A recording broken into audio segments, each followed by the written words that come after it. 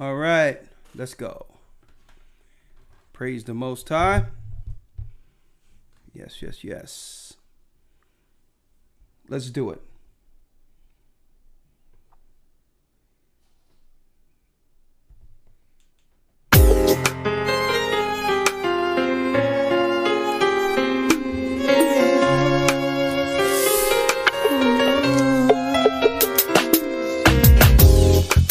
The East is where we're from.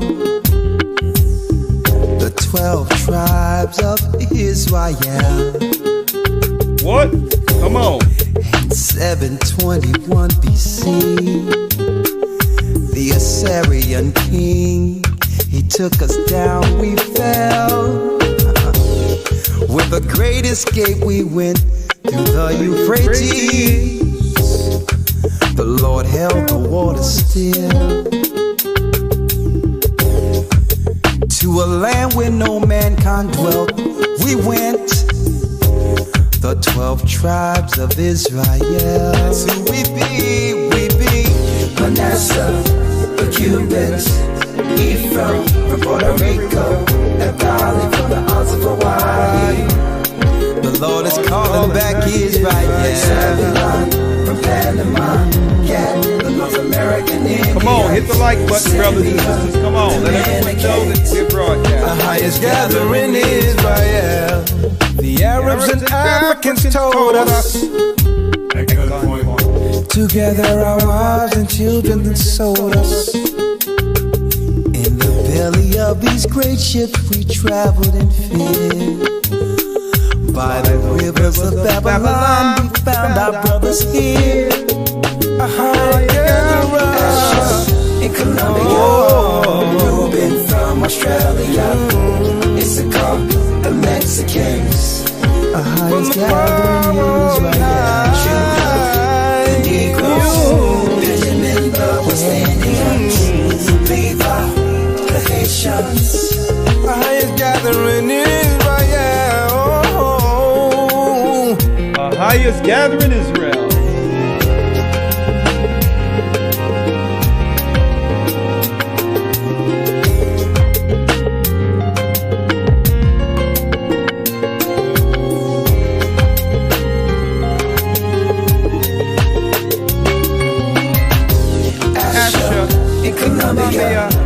Reuben from Australia, Issachar, the Mexicans.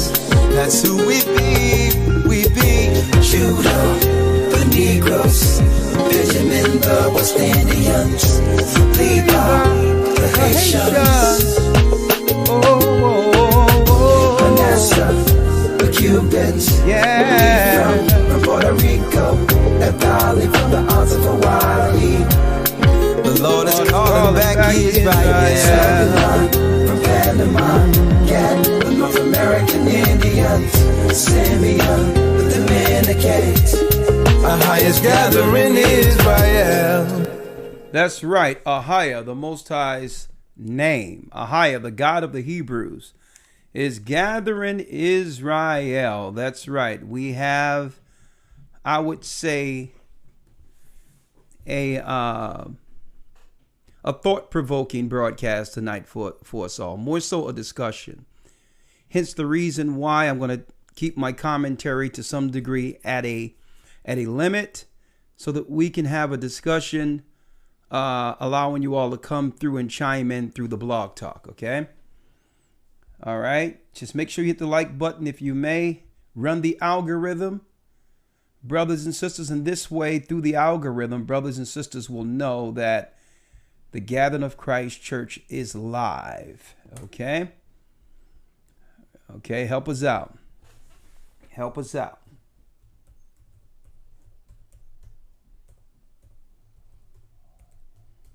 One second.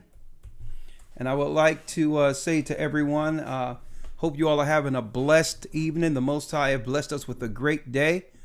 A blessed day. All praises be to the Most High, even though they're breaking up the clouds and with their eugenics assault on society. When I say them, you know what we're talking about. We wrestle not with flesh and blood, but principalities and powers, the workers of evil in dark places. the powers that really rule in dark places. Okay, I'm not going to limit this to just claiming, okay, the white man. Nah, this thing is way deeper than skin tone. All right, I wanted to put that out there. Now, since we're all filing in, we only got about 888 people in. That's okay. You're doing a great job with the likes. Let's see. I need you all to hold tight. I'm going to play one more song before jumping into the topic. And yes, you see the topic. This is why Christians are afraid of the virus. And we're going to take this broadcast in a totally different direction than all of you may expect. So if you have friend, family, whoever the case may be, that's out there who believe in the word of God, who believe wholeheartedly that Christ is their savior, who believe wholeheartedly, okay, that they will choose the Bible first over science, or maybe they are genuinely afraid of what's going on right now. And you know what? To some degree, they have reason to be afraid. What is the psychology, or the pathology more so is the better word, for those who are afraid under this so-called virus? Okay. What is the psychology or the pathology that's behind it? And I'm going to take this in an entirely different place than a lot of you may expect. Yes, right. This is not going to be browbeating Christians today. It's going to more so have us understand the curse and what our brothers and sisters are under, and using that information, the limited information or resource, which is the Spirit of the Most High, the limited resources they're having to make decisions under duress. So I'm going to be going there today. This is why Christians are afraid of the virus. But before I go there, let me put this out there. I'm going to play one more song. This particular song I'm about to play, All Praises Be to the Most High, was done with my son. Okay, my son, Azel. And I think he goes by some new name. I named him Azel, so I'm going to keep it there. He has some musical name, Z-Lux or something of that nature. I don't know. But it's a song that plays into the last video, or the first video we did after the fire's gone.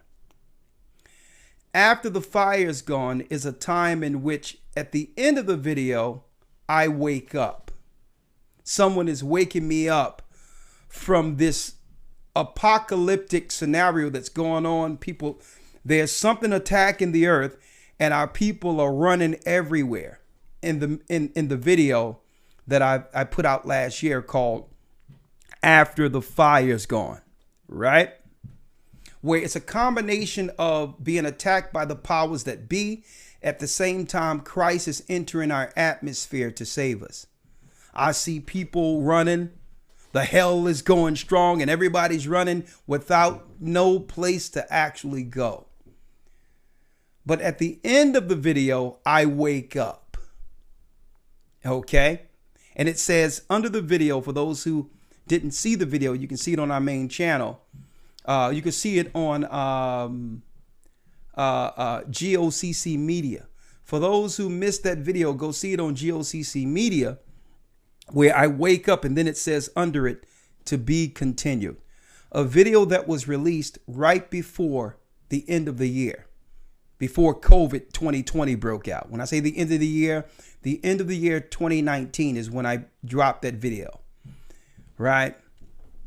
And it says to be continued. So what I'm going to do is let y'all hear the vision from where I woke up, to be continued. It's one of the, I would say, probably, even though I love all the songs on the first Music with the Purpose, it's probably my favorite song on the album. Not just because I did it with my son, because I feel it was kind of witty, me and my son coming together, breaking down the scriptures on what's about to occur in the earth. So after I wake up from the vision, I ask my son, don't wake me up. So the song is called A Vision. So I need y'all to listen to this real quick. I gave you a lot of information, but you know, it doesn't matter. The video is going to be telling in itself when we shoot that one. So let me get it for you here.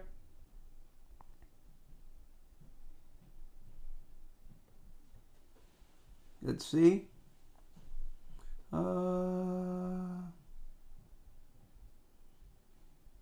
Yeah, here it is.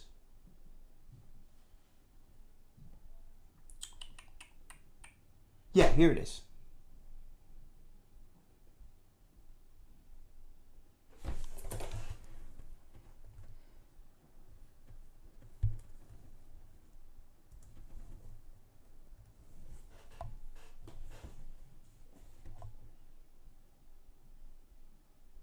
Here it is.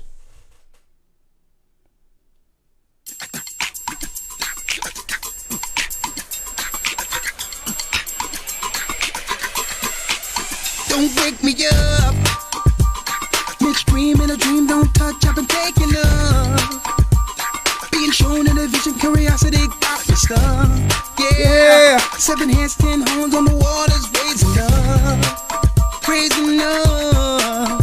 I see crowds, flaming floors. Crowds and flaming floors. Is it war? At the door, I've been searching for it. I can't get it out of my head. I see the stars are falling down. There's terrors upon my bed. The chase goes on and on. I'm not giving it up. I'm not giving That's the it up. vision. I'm not giving it up. I'm not giving it up. I'm not giving it up. I'm not giving it up. I'm not giving it up. I'm not giving it up. I'm at the point understanding dreams are the real time. Please nobody wake me up. I try moving on, but my body is stuck. My conscience is raising, angel pick me up. Awaken from this matrix. Looking down on the globe, blood dripping from his robe. I know he can fix this. I see you burning Rome and our people coming home. Can I please get a witness? Witness, I'm not coming down till I get this. These predictions can't be superstition. The decision being shown in the vision. It's just empty. Yeah, I can't get it out of my head. I see the stars are falling down. There's terrors upon my bed. The chase goes on and on. I'm not giving it up. I'm not giving it up. Ooh, I'm not giving it up. I'm not giving it up. I'm not giving it up. No, I'm not giving it up. I'm not giving it up. I'm not giving it up. I can't stop these visions haunting me. It's not a dream. It's something lying between our dreams and reality.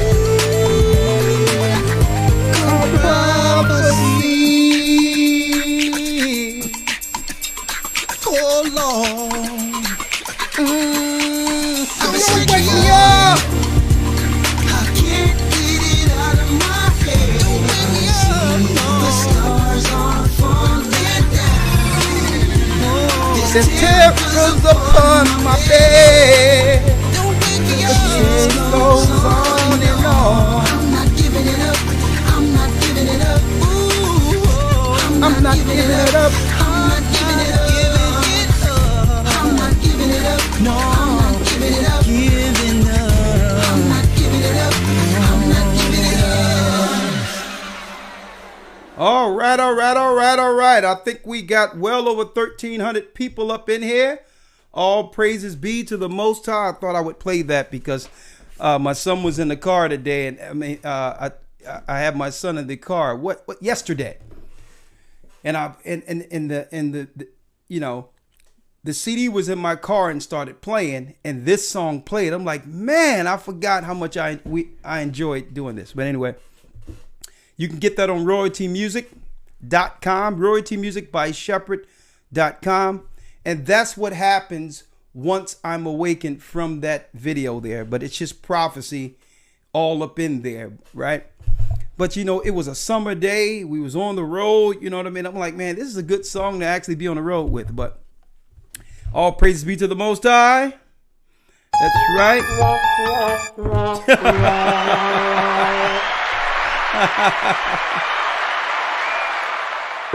All seriousness now, I thought I would just play that real quick. You got about 1,300 people in. First and foremost, I would like to thank you all for your continual support of the church.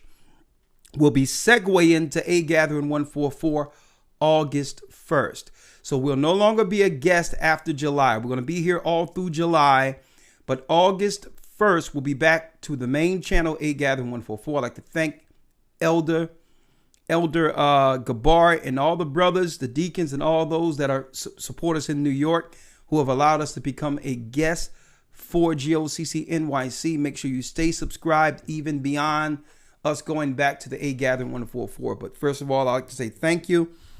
The Patreon is going fine. I'd like to thank you all who are a part of the Patreon. I really appreciate all you do to support this work. And you know what? I'm not giving up. I'm not giving it up. That's right. I'm going to keep on going until the kingdom.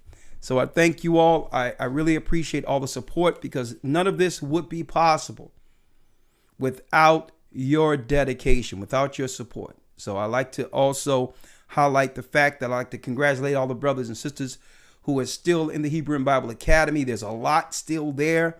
And let me tell you, it's, oh man, it's biblically, excuse me, the biblical references, excuse me, that's in that academy. I'm going to share some of that here today. Okay, it's off the chains. And guess what? It's broken down in a way where, guess what? The novice can even understand. Okay, the bibliography, all the information, the references, the books, all of that. Like behind here, there's nothing but a bunch of books. All of that's being shared. Even the different Bibles that coincide with the King James Bible, breaking down certain information.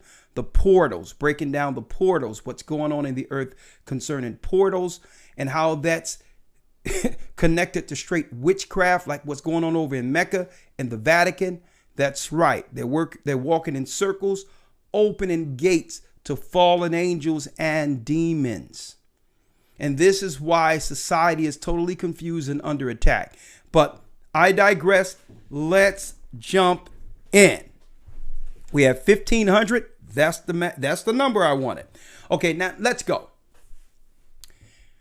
Let's jump right in. You see the title. This is why Christians are afraid of the virus.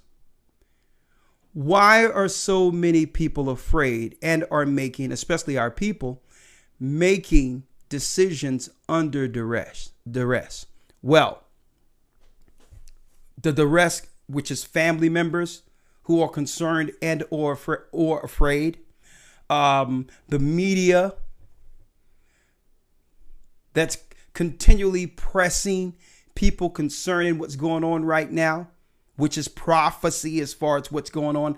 I'm going to tell you, what's going on is a dividing between the believers and unbelievers. And those who've been watching this channel already understand that. But I'm going to take this some other place today.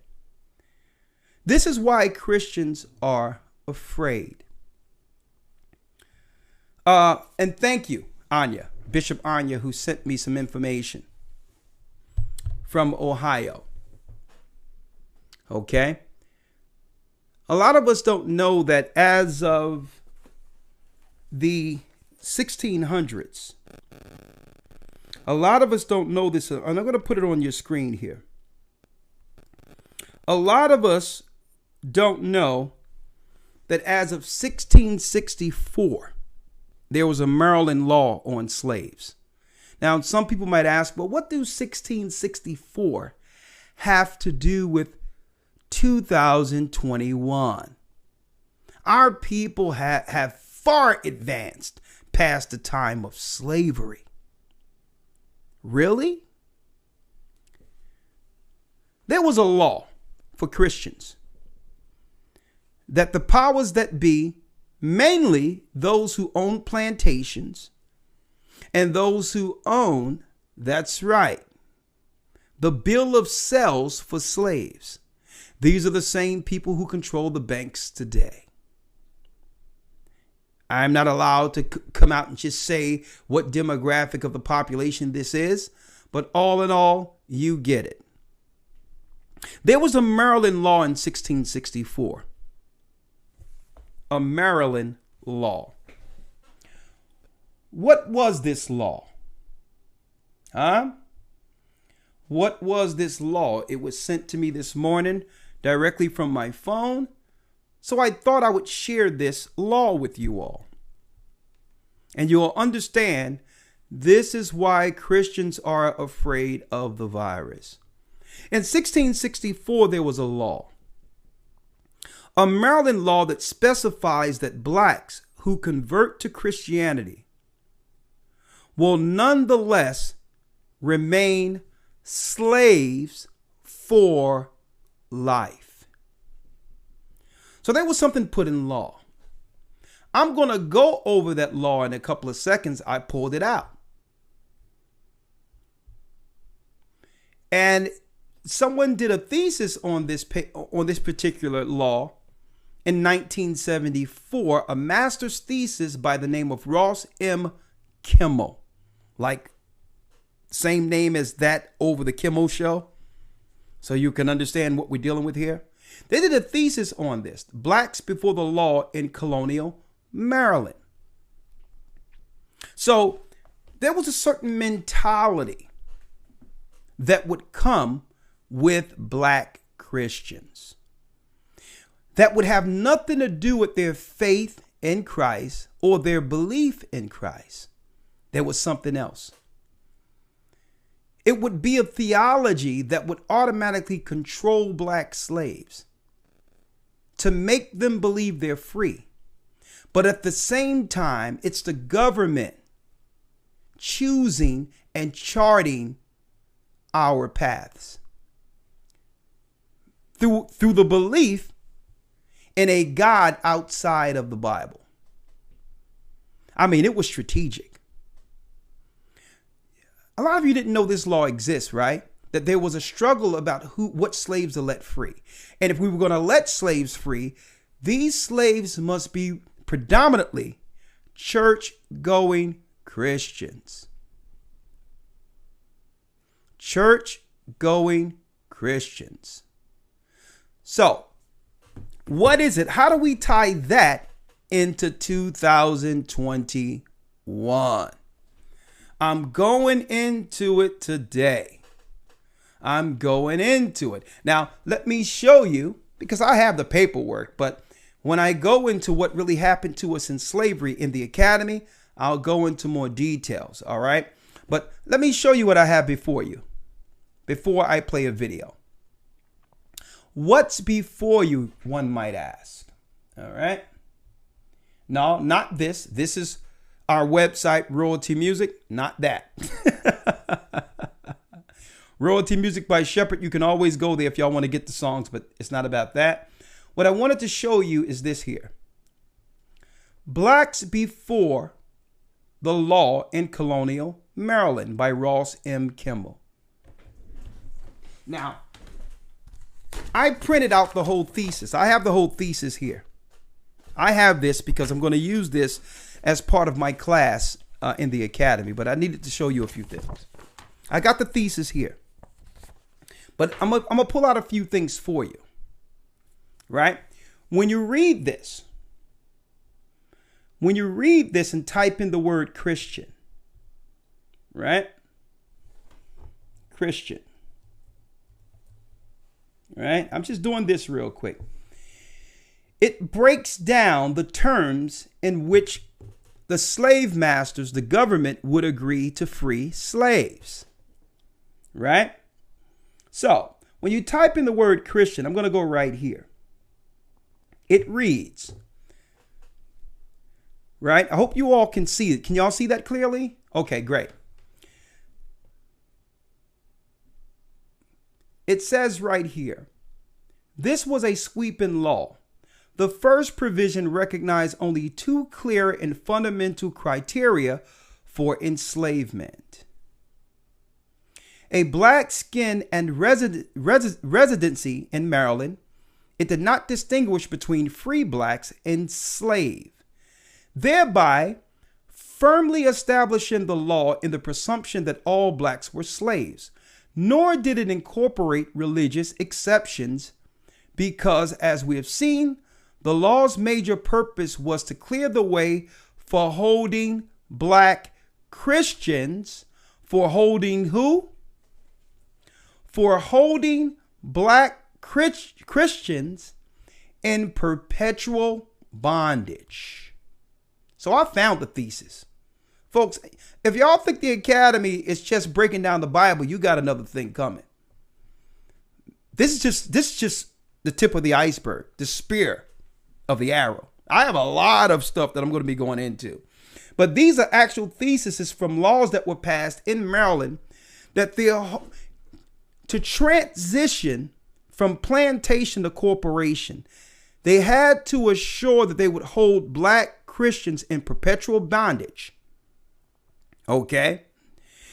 And the second provision specified that inheritably of the slave status by paternal descent. By paternal descent. By paternal descent, which means if you are a black descendant of slaves, and we are, all of us predominantly come from the black Christian slave ideology that would keep us under a generational curse.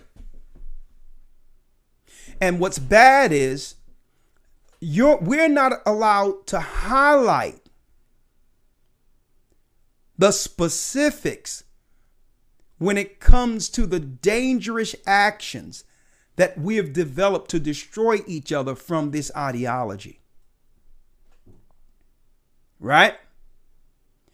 And let's go back to Willie Lynch. Let's destroy the black man. Tear up the black man in front of the women and children. This way, that spirit would instill fear in the woman that would empower her to protect her daughter by making her daughter strong. Okay? Strong and like a male with a male mentality. And by doing so, you would teach the son not to stand up after seeing your husband or strong men utterly feminized or destroyed before you. It would do what? It would cause a serious psychological damage on the psyche of both.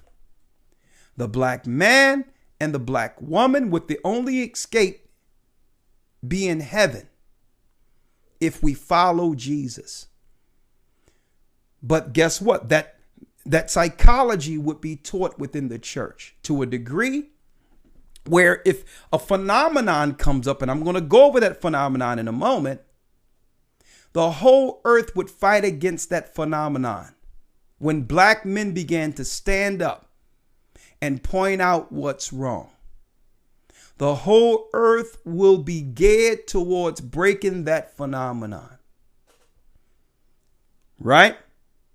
Now I'm going to go into the Willie Lynch later, but I wanted to show y'all, right? The fact that in order for them to free slaves, they would need a what? A control mechanism in place that would transition blacks off the plantation, but are still controlled as if they're still on the plantation. 1664 law that we don't mind letting them free as long as they convert to Christianity. We'll control them. That's right. From behind the curtain, using Jesuit theologian control. We'll set up theologian seminary colleges and we will control them this way. Right? And through that, they'll lean more so on making their decisions out of fear, the same way they did in slavery. All right. Listen to where we're going here. The mistake we've been making at every turn is blaming one another. Without us, the black man and the black woman, or whoever else is still under the curse of Christianity, the psychological damage of European Christianity, without us actually looking inward to how we are contributing by doing what? Continuing the curse. Be it man or woman. So that no one can claim this is a blame thing, because we're going to highlight some things today. We're going to highlight some things. There's two things that I'm going to highlight before I show this video. Before I go into this video. This is why Christians are afraid. I'm going to highlight this. Listen to me clearly. One second, let me put this here. We were taught as black men in America, being from the tribe of Judah, that if we stood up against injustice, right? The example that life have taught us, any strong man have stood up to protect their families, to stand up against injustice. At the end of it, they would come out martyred, right? Or made an example of. But on the other side, that was the man. So right now there's a veil of what you would call a glass ceiling that black men know that we cannot bust through,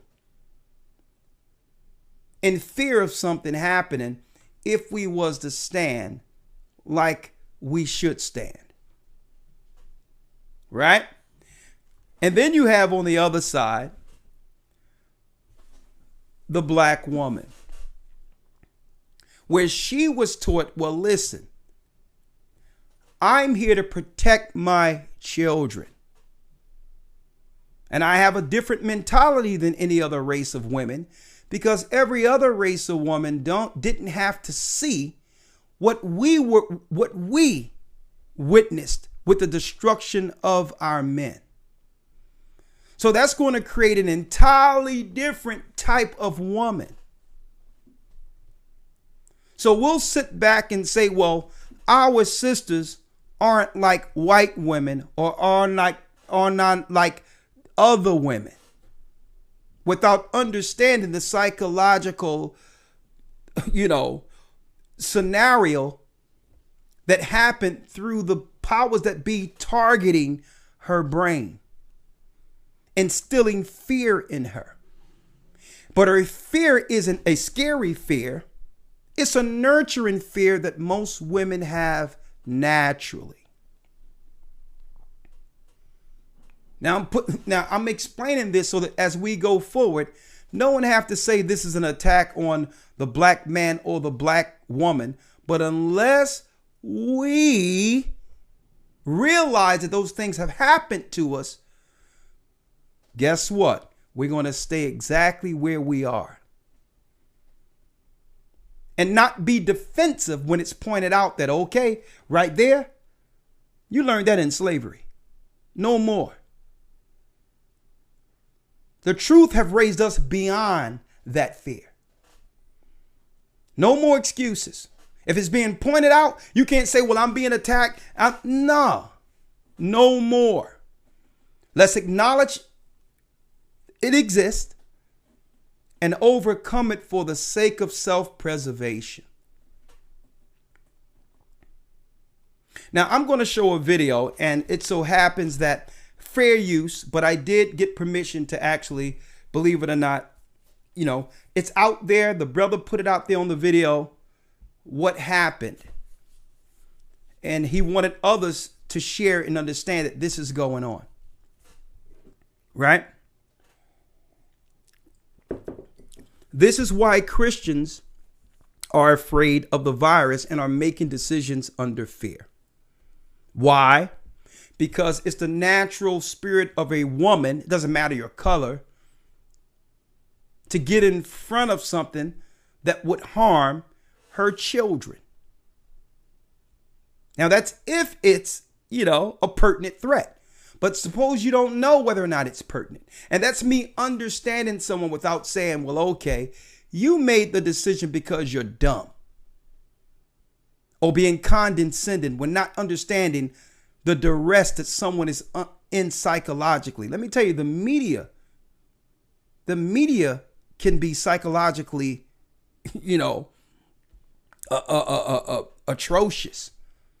If you listen to the media enough, it has influence. It can put you under duress if you don't have something to balance it out with. Right? So I'm not making an excuse for those who are making those decisions, because if you make those decisions, guess what? All of you know where our stance is when it comes to those who have made that decision. Even though I understand what you went through psychologically, I'm not going to allow your decisions to affect me. Right? But let's go. I wanted to show this video because the brother wanted to put it out there, and this is fair use. It's only for educational purposes only, where the brother called up his wife to ask her about the medical procedure. Now, listen to me clearly. Now, I wanted to highlight this because a lot of people out there are saying, and I can understand why with some of the crap out there when it comes to what's going on in our communities, why don't we have strong black men who would stand up and lead? I wanted to use this as an example because this brother is woke. He may not believe everything we believe as of yet, but he has some insight, scientifically and otherwise, concerning the medical procedure. And he's a man, he's a man's man. So no one can say that, okay, this is not a man that isn't standing up. Because some people say, well, I'm not going to submit to anyone who cannot lead me. That's a whole nother conversation in itself. But what is it? But what if we have a scenario where there's a leader over the household setting parameters to protect his home? And a decision is made outside of his authority. Look at your screen. Check out your screen.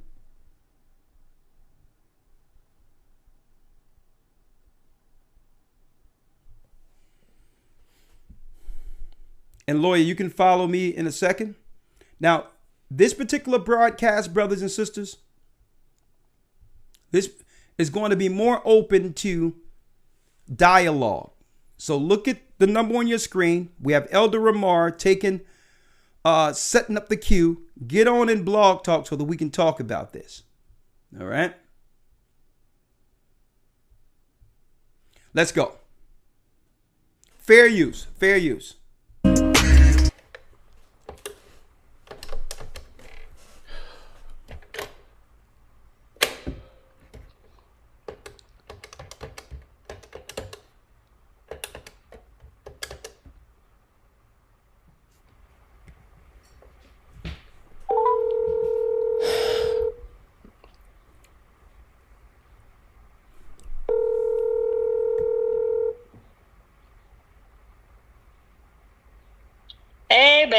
what's up? Hey, how you doing? I'm good. How are you? I'm how was your you enjoying your trip? It's going really good. Yes, the grandkids are doing really good, and they're growing and hanging out with cousin right now. So we just chilling, relaxing a little bit before we take the kids to the park. What's up? Right. I have to. Fair use. Was the flight cool and everything? Yeah, turbulence a little bit, but besides that, all is good. Did they accept? I see they accepted your test that you took and whatnot. Everything was good. Yeah, no issues. Mm-mm. No issues at all, huh? Mm-mm. Okay, well, I myself went to the kitchen, and family when it was over. You know, we had a little gathering. You know what I'm saying? While you were away, and by the way, how the grandkids? They good. They asked about you, thinking about you, wanting to see you soon. So hopefully that'll be real quick. You know, you had to work. So right. Yeah, I just got in from work about a couple of hours ago. I'm just trying to relax. Going to get me something to eat, and guess who I saw? I saw Betty. What? Yeah. Oh no. Oh, so she tell you anything? What's up? Well, yeah, she was letting everybody know how everyone was, taking themselves some different, getting tested and whatnot out there. Yeah. Yeah, what? You wasn't gonna say nothing? I had to hear it from your cousin Betty? I didn't think she was gonna say anything. Okay, someone says that this is a skit. If it is, don't worry about it, because I still have some real proof that's out there that's separate from this, that will confirm what's ever going on with this if it's a skit. Well, so you were just going to come back home in about 5 days and after the trip, and what were you going to do then? Talk to you.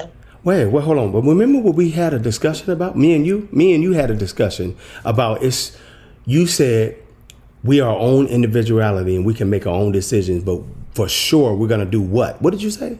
We would say we're going to, we said we're going to talk. That was your words. So what happened? I don't know, just the pressure, I guess. The pressure of what? The job that you got doesn't even require you to take it. Huh? I guess I just want to travel and do things, and I felt like you traveling now. Make my own personal decision. You are away from me right now. I made it my own decision. I really did. I made my own decision. I was going to tell you when I got home. Just personal. I just wanted to make my own decision on this one. Right. You wanted to make your own decision, right? Okay, well, check this out. Remember everything that we have built about our love and our trust and the deep love that we've been having? Hold up.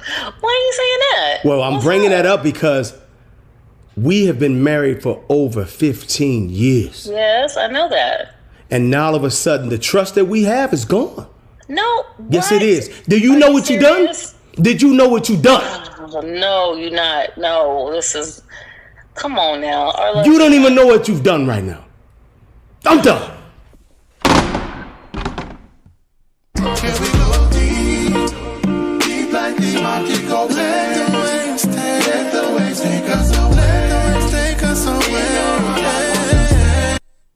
The song was nice. Now, I did get fair use. I did some messages and I was able to use the video. Now, the whole thing is, it may be, or it could be, a skit, right? Or it's a skit. Check this out, brothers and sisters. I got a phone call. Matter of fact, between the time that the campaign been going on, I've received numerous phone calls. From what you see as a skit is real life. Brothers, and on more than one occasion, was told that if they don't get down with this, they will have to leave their home because the children aren't going to be affected. Another thing. That's right. Another thing. I've seen scenarios where women knew better or was saying, well, listen, I'm not going to deal at all with this scenario, with you making these choices outside of us first agreeing. Listen to me clearly. We're going to agree that there will be no medical procedures. And I've seen women hold their ground and men do what? Without telling their significant other, they go and do it anyway. And I'm hearing, guess what? I'm getting phone calls, emails. I was on Skype with someone where brother was like, well, hold up, man. Listen, I stick with what I need to stick with. I provide and everything, but it was her job. And guess what? I looked up and she did it without my permission. She did it without my permission. What am I to do? This is what I was asked. Right? And it's tough. It's tough. And this is why I'm breaking this down. This is why I'm going to break down why Christians are afraid of the virus today. It's the phenomenon that came with Willie Lynch. The fact that we were never free to make decisions for ourselves. Ever. It's a shame when you are a people that cannot make decisions. Folks, we cannot make decisions outside of what? Outside of the fear component that comes with captivity. Listen to what I'm showing you here. There's a fear component on either side that's still with us, which means to some degree, we're still under the curse.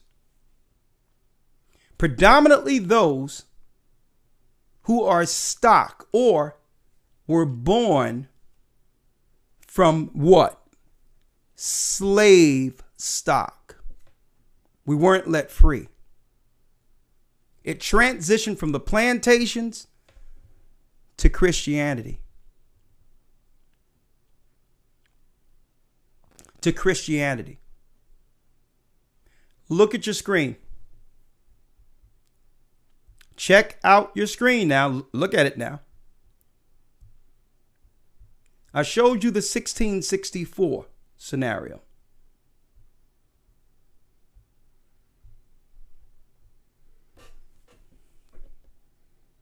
I need y'all to look at this. And thank you, Anya, for sending me that clip. I need y'all to check this real quick. I'm going to bring you in one moment, Elder Lawyer. Right? What are we looking at here? A matter of fact, let me put it over here so that you can all see it. So that you can all see it. And I got Elder Lawyer. Shalom, Elder Lawyer. How are you? Yes, shalom, sir. Shalom. I'm doing well. You doing well? Okay. Yes, sir. Let me put this out of the way. There's a few scriptures I want to go through in a second, Lawyer, so just stick with me, okay? Absolutely. All right. Now, here is what's called the Willie Lynch letter. Hence, what has placed our people in the mentality to the degree where they would have to lean on someone else to make sound decisions for their own family, or to make what they would call a confident decision. You have to lean on someone else and ask, what is this thing where you got to ask others what they're doing to make a decision for your own household? What is this? Well, I don't know. Are you going to do it? This is why I wanted to play that video to show y'all the setting. Where you will have a husband and wife agree with, like, listen, let's hold back. Let's see how this thing shake out first before making a life-changing decision that may affect our relationship, our children, or the rest of our lives. Our life may be at stake.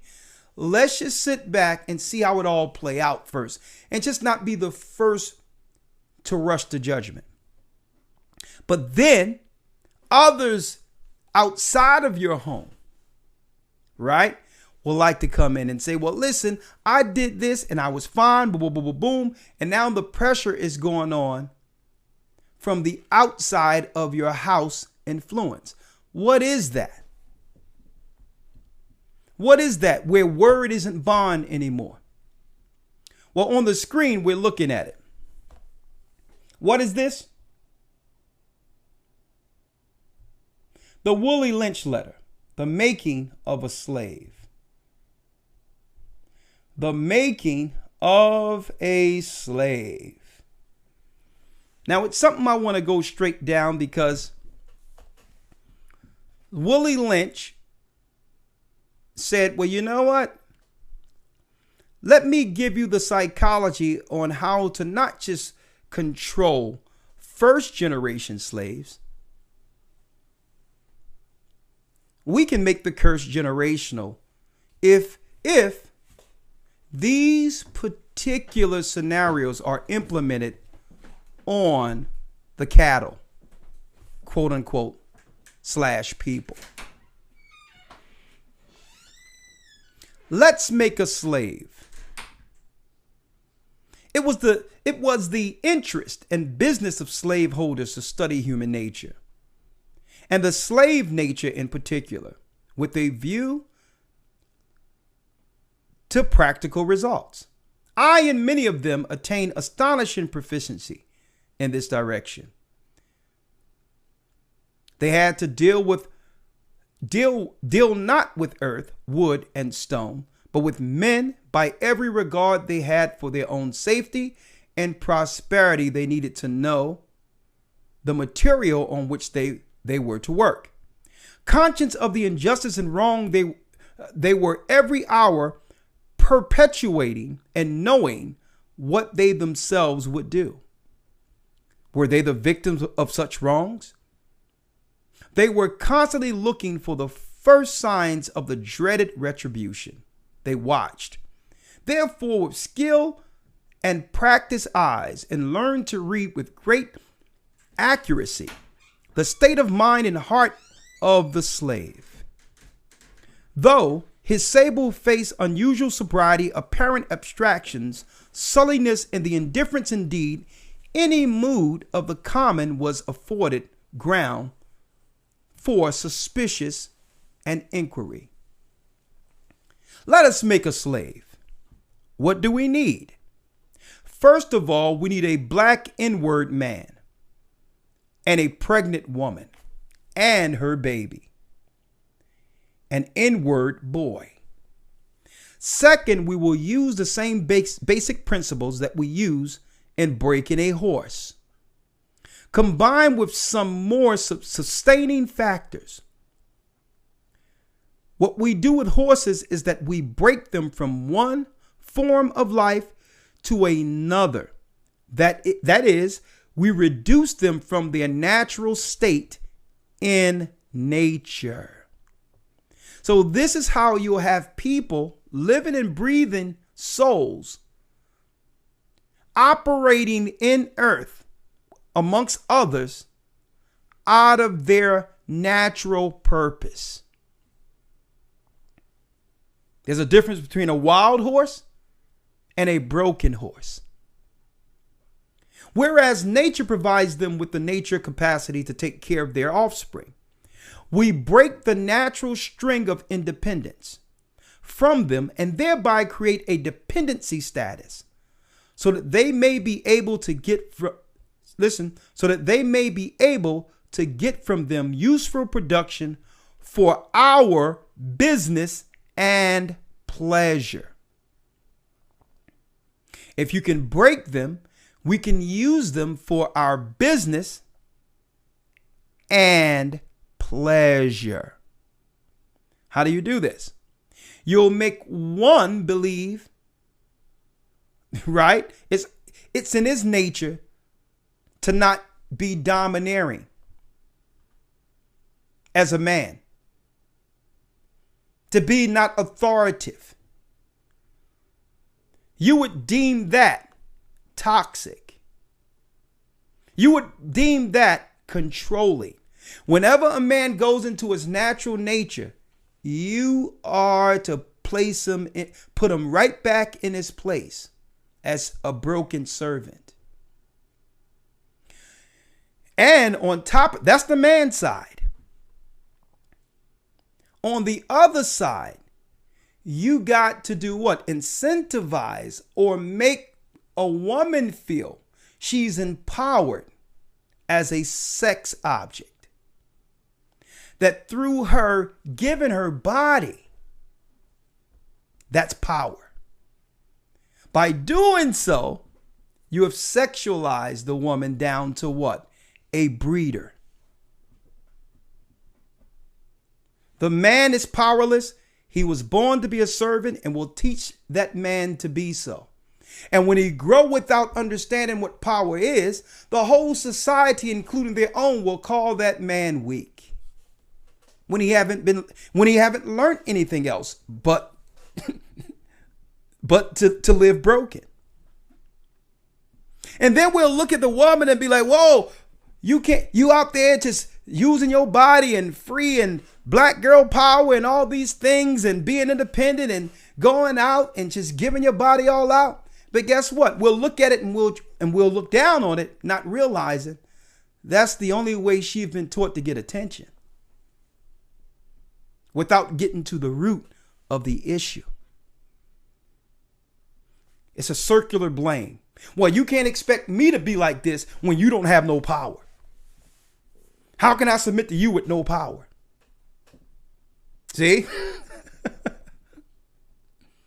And then it's on the other side. Well, how can I exude power and do what I need to do, right? When there's a certain level of woman I want, feminine or whatever the case, to protect, who's worthy of my protection. And it becomes secular. When we begin to fight one another, not realizing how to break the phenomenon. And this is why most Christians today are afraid of the virus. Because they weren't being taught the proper theology that comes with courage in Christianity.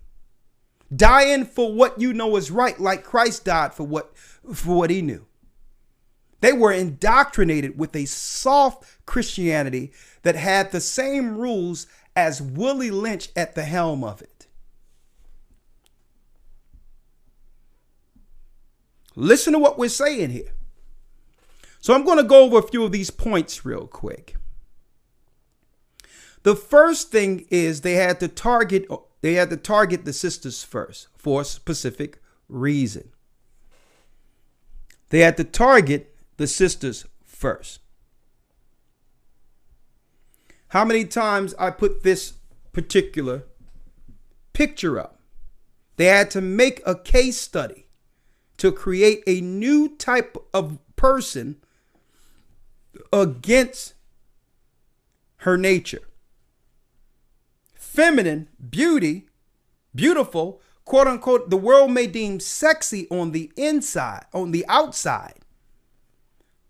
But but she have to be against her nature on the inside. She have to at all times feel that there's no one to protect her. We have to set an environment where she's everything on the outside. But on the inside, she's confused. And Esau stood around her and said, this is what we're going to do. The first case study is what? We must focus on their woman first. Why? Because the nurturing years of a child is usually shaped, culture or whatever, through that bond that child has with the mother. The mother is the first teacher. The mother is, in fact, the first teacher. So if we're going to instill a generational curse, we have to first focus on the person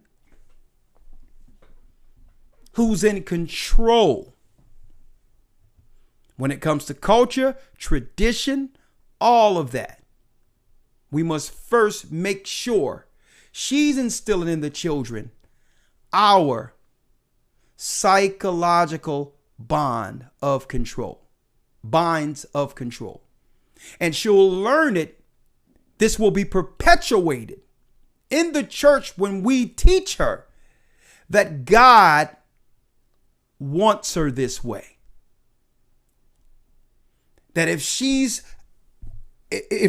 falls outside of her nature, automatically we're going to have passages in there that would say only God can judge. So outside the church and inside the church, what we're creating must be protected at all costs, because if they break this woman to understand the power of being the daughter of Zion, we are finished. If this woman comes under her man and this man assumes the authority given to him by God, these two, as the image of God, will take down the world. So they first had to do what? Focus on the sisters.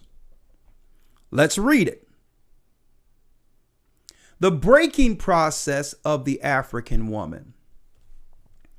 Take the female and run a series of tests to see if she will submit to your desires willingly.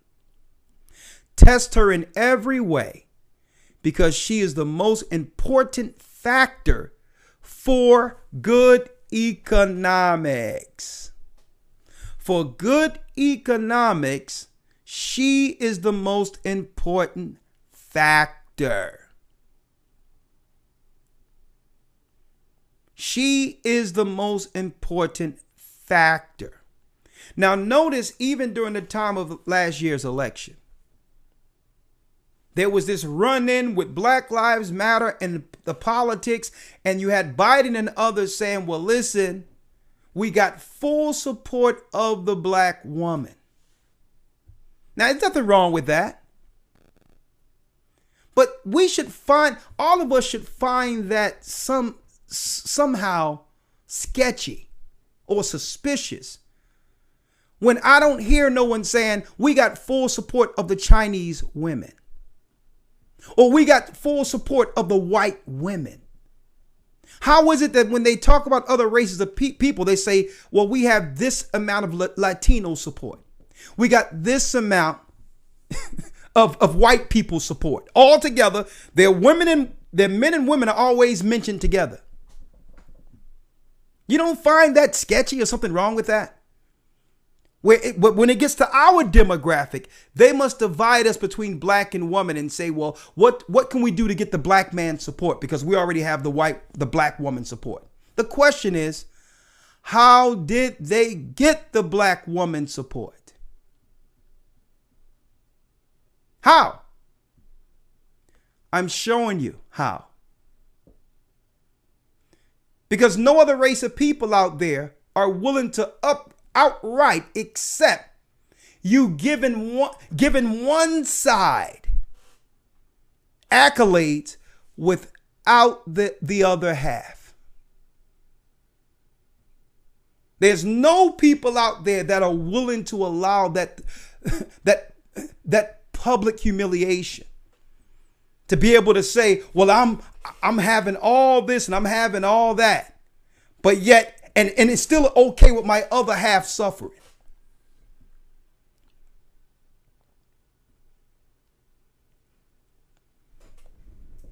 Because what is that saying to the young girls and the young boys that are coming up? So what is the pathology? I call it the pathology at this point, because that's what it is.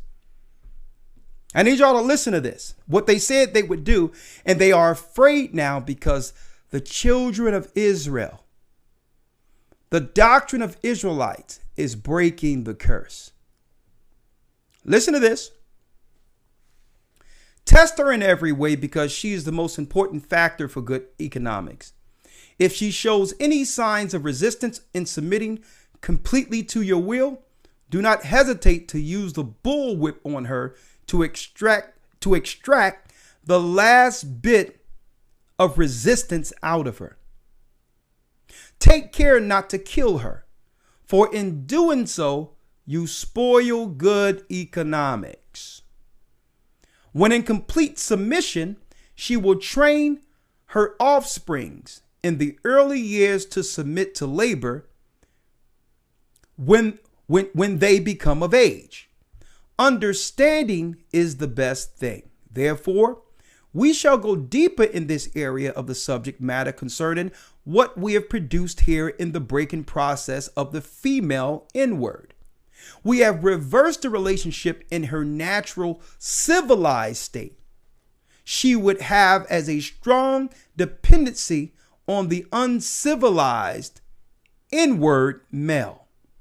We need to break the dependency she has naturally on her man. That's what subsidies, housing, that's what all this was for. They got in front of what? Judah awakening. They got in front of it. Right?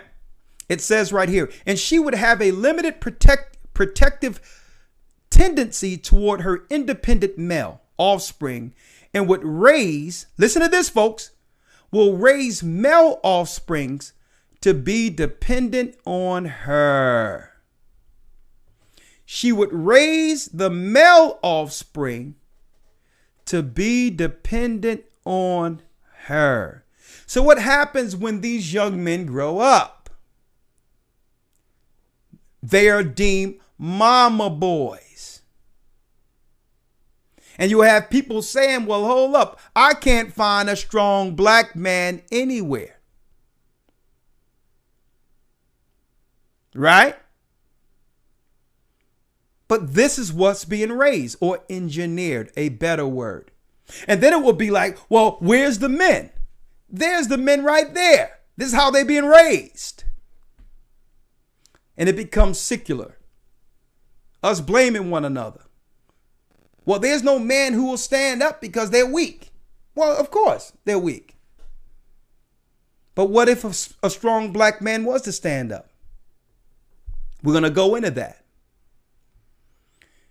Nature had provided for this type of balance. We reverse nature by burning and pulling a civilized inward apart and bullwhipping the other to the point of death. All in her presence.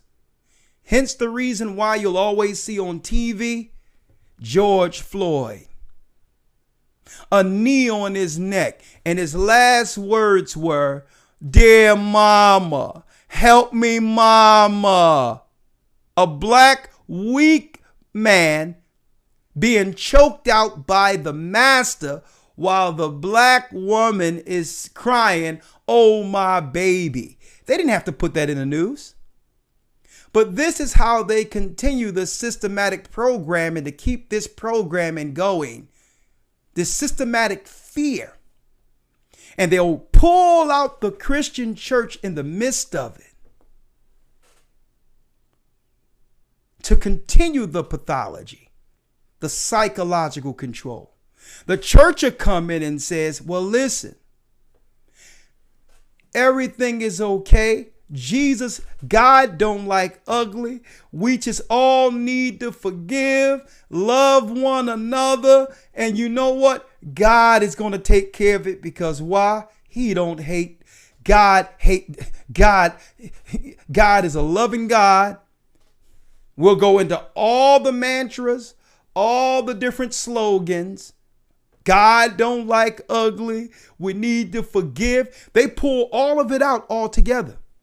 Linking back with the 664 law, that the only free slave that they will allow free, predominantly if the majority of the black slave population were Christians. Because the Willie Lynch controlled psychology was put into Christian theology. And I'm going to show y'all. Everything that Willie Lynch did to keep a slave is taught within the Christian churches. And this is why the community has gone mad.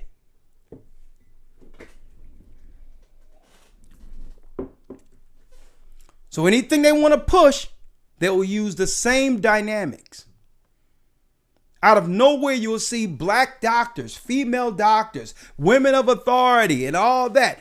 Man, listen, you had Joe Biden sit down not with Ice Cube, but Cardi B. Check that out. Ice Cube came with a black plan for black Americans. And Joe Biden was snubbing him, a strong black man with influence, power, and knowledge. Okay? And he snubbed Ice Cube, but sat down with Cardi B. Check that out.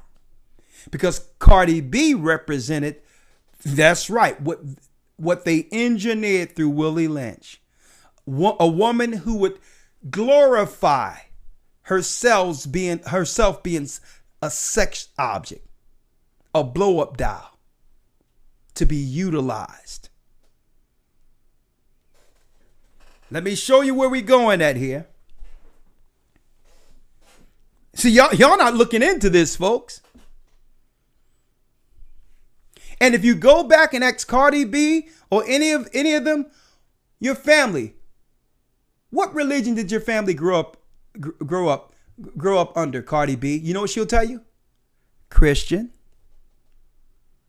All these people out acting out, ask them what is their religion? When they grew up, what religion their parents practice. 99% of these people out here acting a fool will tell you they all came out of the Christian church. You shall know them by their fruit.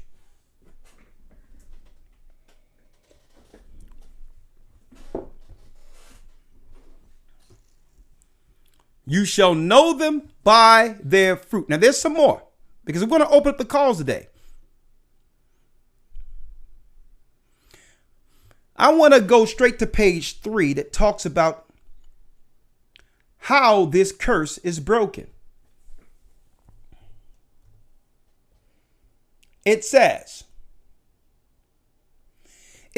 for fear of the young male's life, she will psychologically train him to be mentally weak and dependent. So in actuality, the black man will be predominantly sought for to satisfy her flesh, not for the intellect, not for his mental prowess. For fear of the young male's life, because she feared that something is going to happen to him if he go outside, she will coddle and protect him while telling the daughter, go ahead, get your education, go do this and go this. Where a little girl isn't unbridled, the little boy is. When it's the boy that should be out there taking his lumps and overcoming fear, because this is how he win. This is how he will win as an adult. The challenges that a young boy overcome as a child is how he grow up and overcome hurdles. But if he's always told, well, listen, this is going to happen to you, that's going to happen to you, this is going to happen to you, you put psychological shackles on the young boy while telling your daughter to be independent and do all these things because they're not taught that there's limitations. The daughters aren't taught there's limitations. Men are. And we don't know where this stuff come from. Where did this systematic training come from, folks? This was absolutely calculating. For fear of the young male's life, she will psychologically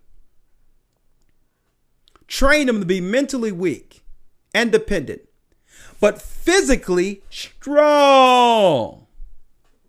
Physically strong. So it's like, yeah, I don't mind dealing with him because look at his muscles. Look at him. But guess what? I know this man can't lead. He don't have the education I have. He's not made of the same stock as me. So you know what? I can actually have another accessory as a person. Well, that sounds like what? A slave.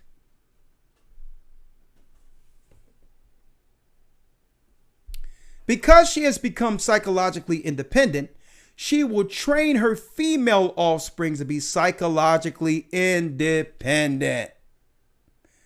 This was something placed on the slave woman first and has eventually infected the rest of the world under feminism. What have you got? You've got the N-word woman out front and the N-word man behind and scared. Check out how you have a young girl with all that vibrato and all that. And yeah, I can do this and I'll do that. Folks, do you know that that's supposed to be men? This is how men used to be, when setting up things. Juke joints and all that and haircut places and all that. This is how I remember my father being. The women had their little circle over there where they had their conversation separate, but they weren't boasters and talking about what they're doing and leading with their accomplishments. Right? But then you have the men end up soft, not realizing they were raised to be that way. And it's not to blame anyone because there is a way to break the psychosis, the pathology, the psychology, excuse me. But physically strong. Because she has become psychologically independent, she will train her female offspring to be psychological independent. So then eventually there would be what? Cross signals. It'll be a time where somebody will come in and she'll be like, well, hold up. Where's my protection? There's no man to protect me. Where is the man raised to protect you?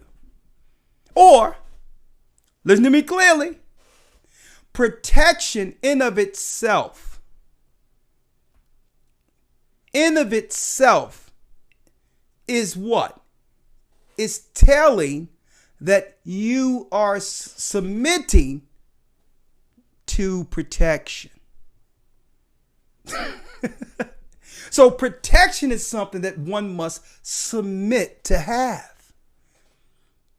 You can't be independent out there on your own without protection. And then when something happens saying, no one can protect me. When that's inherent, that comes with someone that's under submission.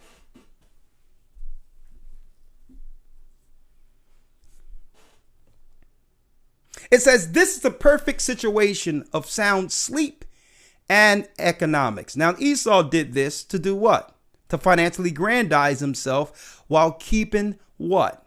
The curse of Deuteronomy 28 intact over predominantly the men. You'll have one fighting to tear the system down and to build it right, and the other fighting for the system that benefits them as individuals.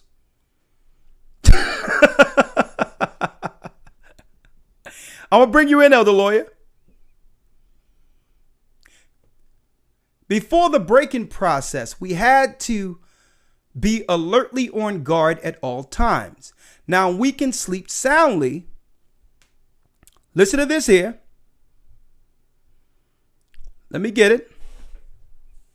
We can sleep soundly, for out of the frozen fear, his woman stands guard for us. Out of frozen fear, his woman stands guard for us. Now they're making it clear. This is still our woman. They're making it clear. They're not accepting our women as their own. Now some people out there think that. But when they put this together, no, it was to keep us at odds with one another. It says, for out of frozen fear, his woman stands guard for us. He cannot get past his early slave molding process. He is a good tool, now ready to be tied to the horse as a tender age. By the time the inward boy reaches the age of 16, and you notice 17 is graduation, and it's usually our young men who comes out high school with no direction. But guess what? It was already built in the other half what to do to continue the cycle. College, degree. He is soundly broken and ready for a long, sound, and efficient work and the production of a unit of good labor force, continually through the breaking of uncivilized, savage inward.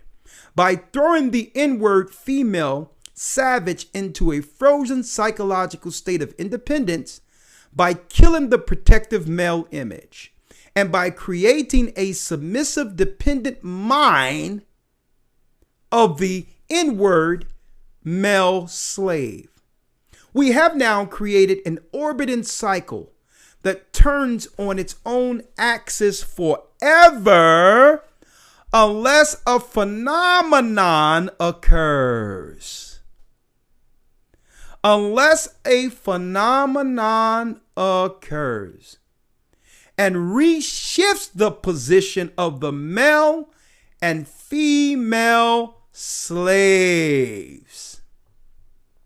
Unless a phenomenon occurs and reshifts the position of the male and female slaves.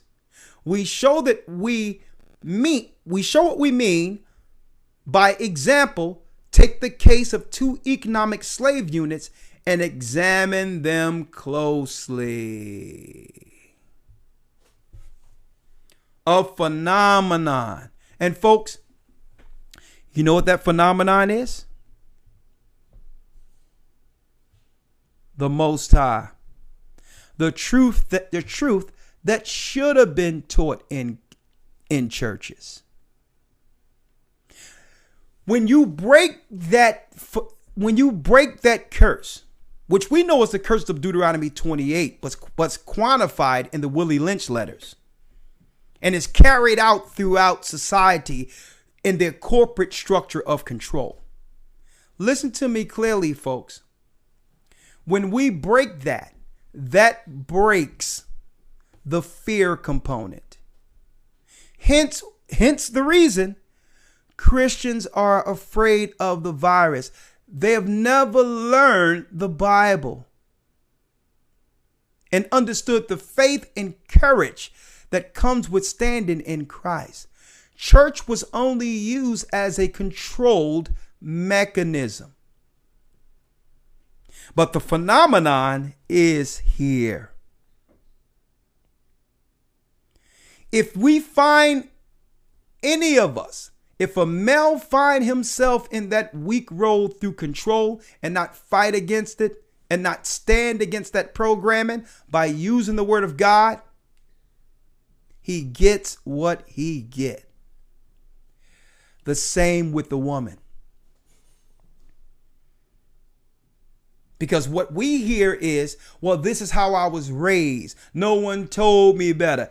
God is telling you better. There's no excuse. Anyone that's doing something in this world today with full freedom and power to do so is not because of their upbringing. It's because this is what they want to do. because the phenomenon is here. I told you I'm going to take this someplace totally outside of the topic to why Christians are afraid of the virus, because they never learned the courage that comes with being in Christ. And only a man according to the Bible can understand this. And only a woman according to the Bible can stand against what's going on out there.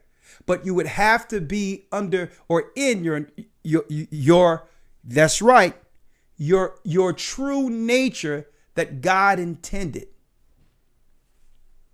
You would have to be living in your true nature to stand courageously.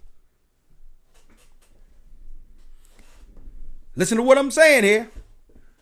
Elder Lawyer, anything.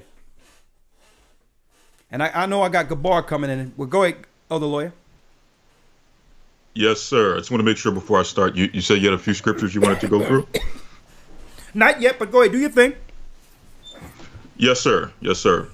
First and foremost, shalom to everyone. And just jumping right into it. Not going to take too much time. But yes, as we started out mentioning, getting into this broadcast, we want to make sure that it's understood that we're not browbeating, or this is not to browbeat or to come down on those who are making decisions based on, let's just say, their programming. Okay, based on the information we just read, Willie Lynch, slavery, indoctrination. We understand that we have been under a series of programming for ages. Okay, now obviously we're going to show also, and as we have shown, that even though we have been under this programming, we nonetheless have the power of free will. God gave us the power of free choice. He also gave us the power to think, the ability to what? To research, to read, to better ourselves with learning and teaching so that we can make better choices for ourselves.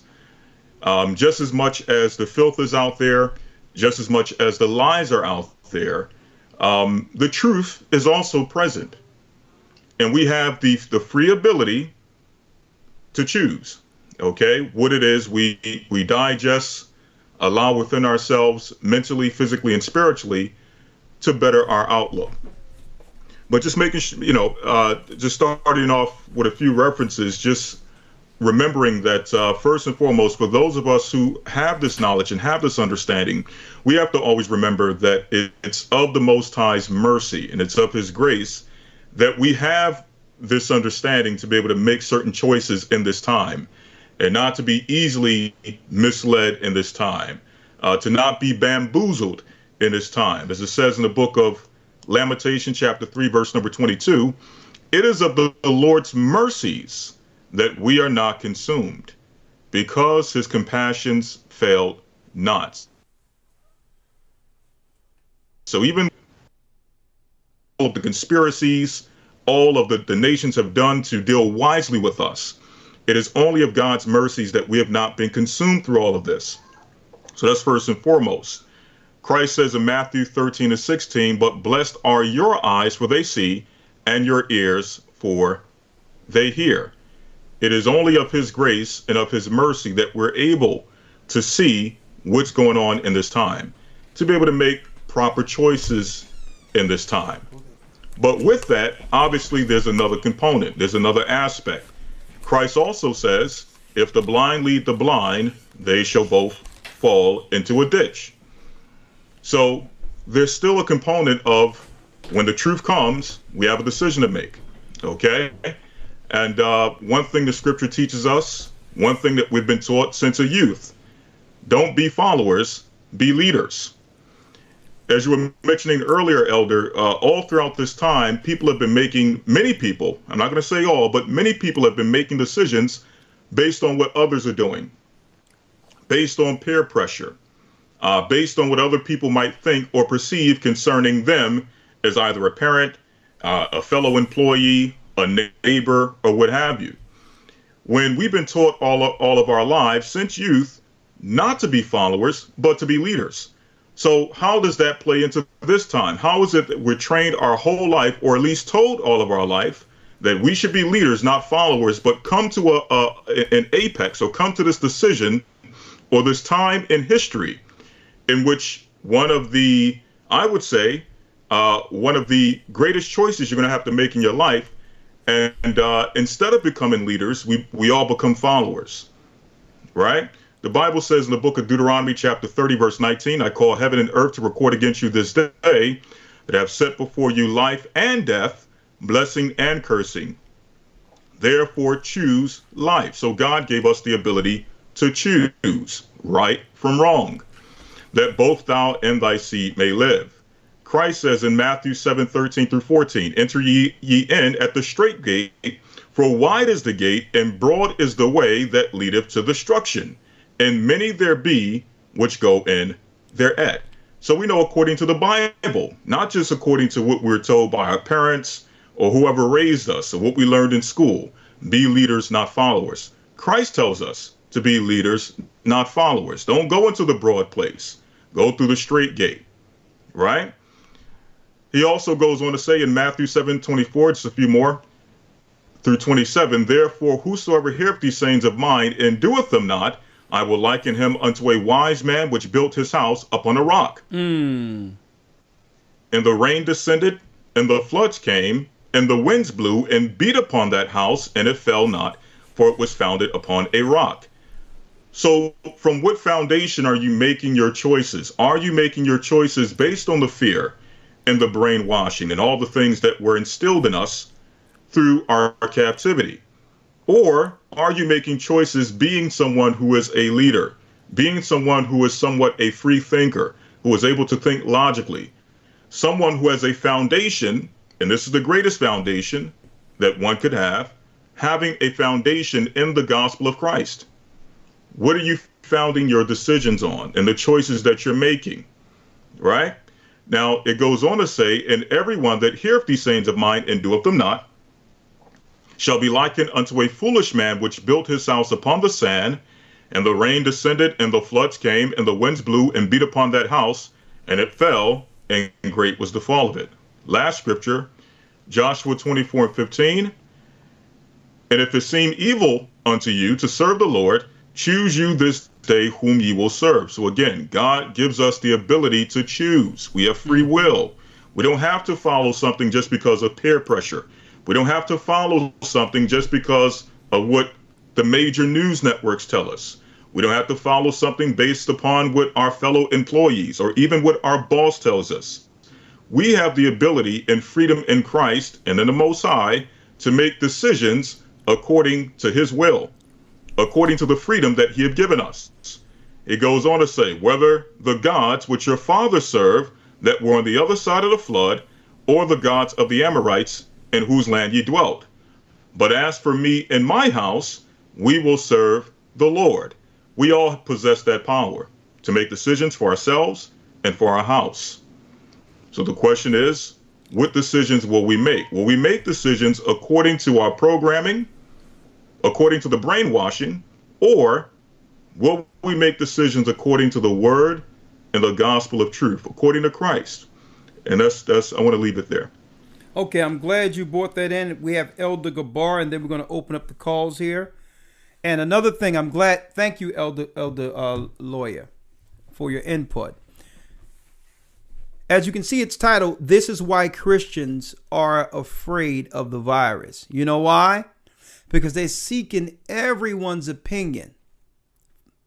They're looking to get validated or get the confidence to do something based on what their friends are doing, or the people that they respect or acknowledge may choose. But they have never been taught, especially in their churches, to depend on God. See, and this is why they're so fearful. Because Christian churches, Esau wouldn't set up Christian churches so that we could operate in free minds to choose to do what's right by our God. Church was solely for them a political move to control people. And what better way to control them to make them believe that this is what God would like for them? See? Matthew 6:33 reads, now any Christian should read this first when it comes to any decisions. Matter of fact, let me start at 35. Let me start at 31. Therefore have no thought saying what we shall eat or what shall we drink or whither shall we be clothed. Because why did Christ put this out there? He knew that the peer pressure would come what? Because of our need for material things. And that we will make a choice on whether or not we can sustain the life we've presented before our peers. To a lot of our brothers and sisters, children of slaves, the life we developed and worked so hard for, and you should get some credit for that. But folks, a lot of that, what we have obtained here, the status, is what we're holding on to. And Christ knew that Satan at the end of it would threaten to pull the rug right from up under you and take everything from you. And so Christ started off with, listen, don't make no decisions based on your food, your shelter, and whether or not you're able to feed yourself. Because what? That's what drug dealers do. Drug dealers are sit and harm and kill the whole community and state, well, excuse themselves through the conscience by saying, well, listen, I got to put food on my table. If I don't sell it to them, somebody else will. That's how sinners think. That's how sinners think. They make decisions like that, not those who claim to believe in Christ. Therefore, take no thought saying, what shall we eat or what shall we drink? Or a lot of women have go out there and just totally soil their bodies, saying it's about getting that paper or grabbing the bag, not realizing that with each time they lay down with another man they're not committed to, they lose a little bit more of their own soul. Every time you may have your bank account could be going like this, but your soul is dwindling like that. Every man you give yourself to, folks, you're losing a little bit more than your soul. And this is what they didn't tell people under this independent life. That women has an entry point. And that every time a man interacts with that woman and leave some of himself with that woman, she takes on the psychology or the mentality of the person she laid with. Okay, so you got all these confusing thoughts and lives and all these things in your mind that's driving you crazy, but yet to the whole world, guess what? Because you was able to get a Fendi bag or a Prada bag or whatever the case is, guess what? I'm doing it. But really, when you lay down at night, you're tormented in your mind. You're looking for the Xanax. You're looking for something out there to distract you from what's going on in your head. And see, what I'm dropping tonight is what Christian churches should be dropping. You cannot make decisions solely on your livelihood.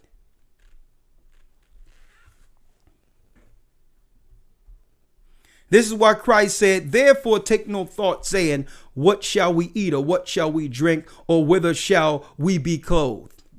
You think the Most High is not going to look out for you if you make a decision for him? 32. For after all these things do the Gentiles seek. That's how the Gentiles think, because they don't believe in our God. They don't know the power of the God of Israel. It wasn't their God that parted the Red Sea and had them walk through on dry shod. They don't know of such a power. They don't know about that Christ, because it wasn't prophesied in their legends for a man to come and lay down his life for the sins of his people that would one day give them the promise of sons. They don't understand what that is because they're not from our stock. And so Christ says, these are the things of the Gentiles in the world. This is how the pagans think. I'm not talking about the Gentiles who've converted to the truth. They understand clearly. I'm talking about the Gentiles who what? Who's working to make this kingdom their kingdom. They're dealing with the pressure of, if I don't follow the rules concerning all of this, I may stand to lose everything in this kingdom. Why do they think that way? Because there's no promise by their God for the next kingdom. See? But seek ye first the kingdom of God. Matter of fact, let me read back 32. For after all these things do the Gentiles seek. For your heavenly Father knoweth that ye have need of all these things. You don't think, you claim you in church and you believe in God. You don't think the Most High is going to secure you if you make a decision for him that will protect your family long term without you making a decision based on any other thing outside of doing what? Asking the Most High, conferring with his word. You have to think about this, folks. We're making decisions outside of God during a time in which the earth is under a live experiment.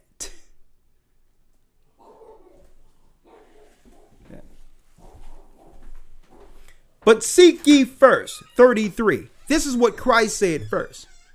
But seek ye first the kingdom of God. Talk to me first. And his righteousness. Christ's righteousness is the law that was given to Moses. He is the law. And all these things shall be added unto you. You'll get what you gave up and more if you trust in the Most High first. Hence the reason why Christians are afraid of the virus. They're not being taught in church Christ's doctrine. Okay. They're not. They're receiving power talks, presentations, but not sound doctrine. But not sound doctrine. Hold on. Let me bring in Elder Gabar. 1 second.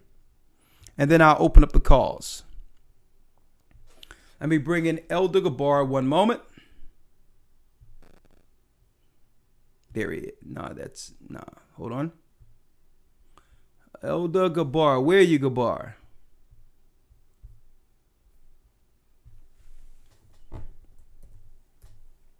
Oh, there he is. All right.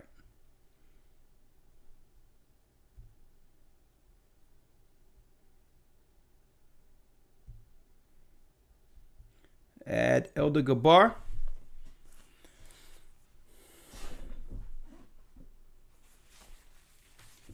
This is why. Until we own up to our part of the curse, our children. Can you hear me?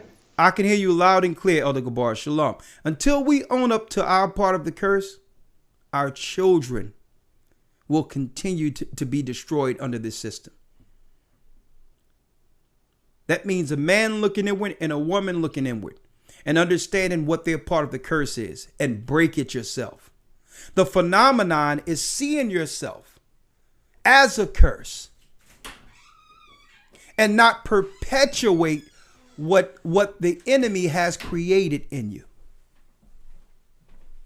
That's how we break the curse. And I know sometimes being what the world wants you to be is glorious and all that, and it's accepted, and you may be shunned or not accepted if you choose what's right. So what? Elder Gabar. Let me bring Elder Gabar in 1 moment here. 1 moment, Elder Gabar. Thank you, Elder Lawyer.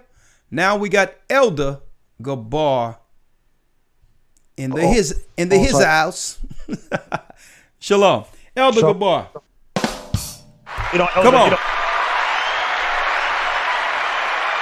Shalom. Can you hear me, Elder?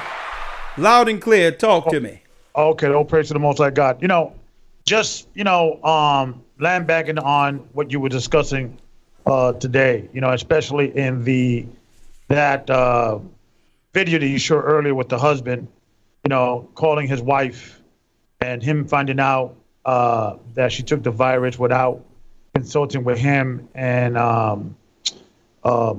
him finding out behind her back, and then even though it may or may not be a skit, that wasn't the point. The point is, this is what our people are actually struggling with the phone calls I'm receiving. Right. The husbands are making decisions without talking to the wife, and there's a lot of women that are making decisions and don't even care what their husband think. Mm-hmm. But go on. And that particular video that you showed earlier, it came to a thought that my wife and I were having today, literally, about the position of a man, the position of a woman, and really when it comes down to this situation, it's in the simplest term, it's ego. For a woman to cater to a man's ego, she must suppress her ego. Because the bottom line is that throughout society, we suppress our ego all the time. When a police officer stops us, we have to suppress our ego, because our ego want to say, we're free, we want to keep going, we don't want to stop for any man or woman or person of authority.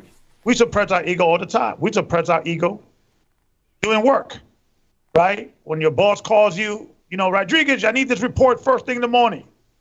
You got to suppress your ego. You don't want to do it, but you have to do it.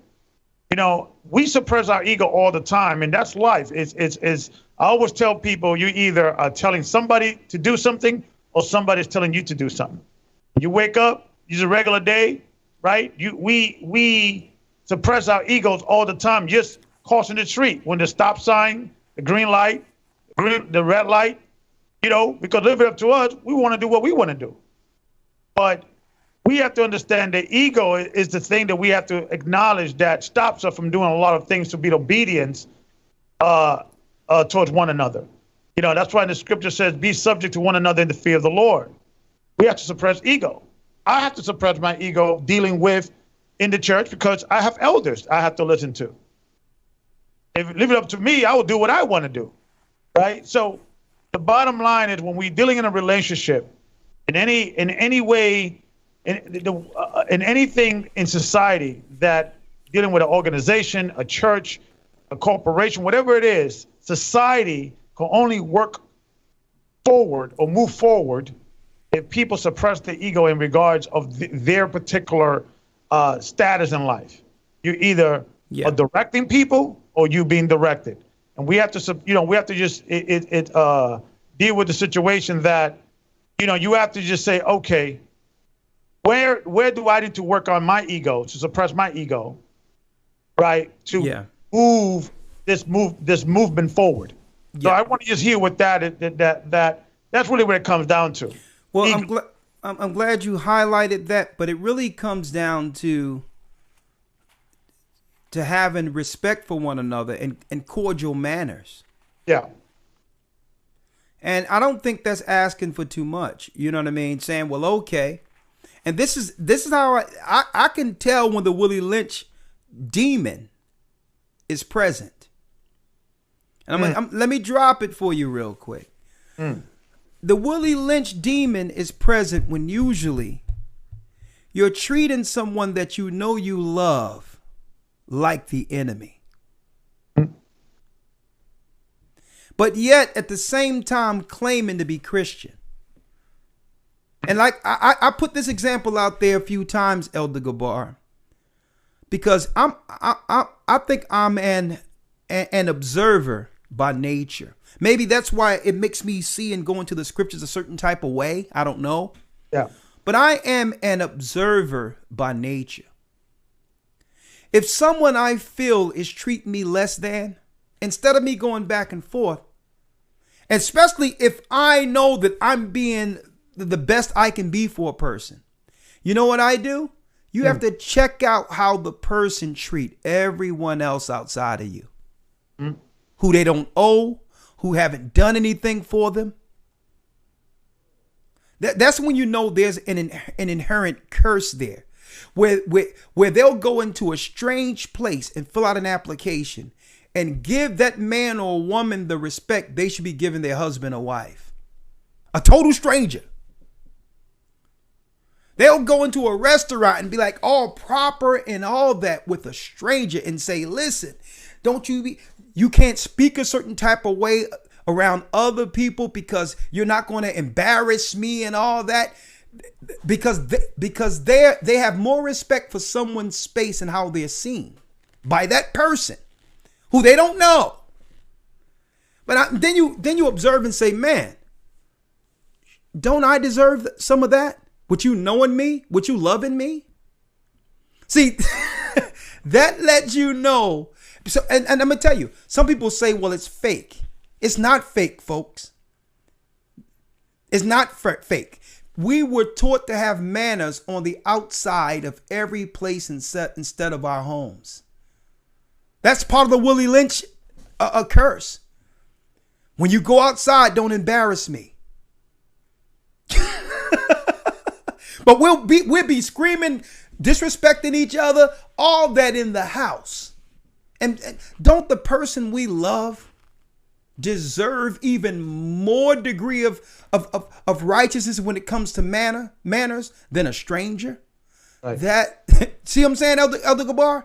Yeah, because it's a reflection of you. If of one in your family, you know, and people have to also remember legacy and the importance of the family name, protecting that family name. If you are showing the dark side to the world or the embarrassing part of the world of your family, or what is going on in internal issues, everybody knows about it.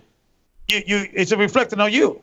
Yeah. You know? Yeah, absolutely. Yeah, but the whole thing is, shouldn't we put more care into making sure those manners are first exuded amongst each other first if we love each other? That's what Christ did for us. Mm-hmm. So it's not fronting. It's not you're being who you are, who you were taught to be. We were taught to respect everyone else and hate each other. Right. Absolutely. Because as them being owners and being all of these things, automatically that comes with a level of respect that the person we love or the person we're with, you know, don't deserve. And how harsh that sounds, that's what we think. Amen to that. You know, because that's what we think. The white boss and guess what? Let me tell you, I went into a store the other day and seen some sisters. There's a general manager of this white woman at the Xfinity store, and I'm checking out how they were interacting, and I'm like, whoa! And I'm checking out how the guy was interacting. I'm like, whoa, I'm just checking. I'm an observer by nature. And I'm like, I bet you any amount of money, they'll go home and they'll be cursing the person they claim to love out. Whether it be the man or the woman. But when you get on a job and sign that contract, guess what? We bring our best behavior to the plantation. And you mean to tell me that's not Willie Lynch?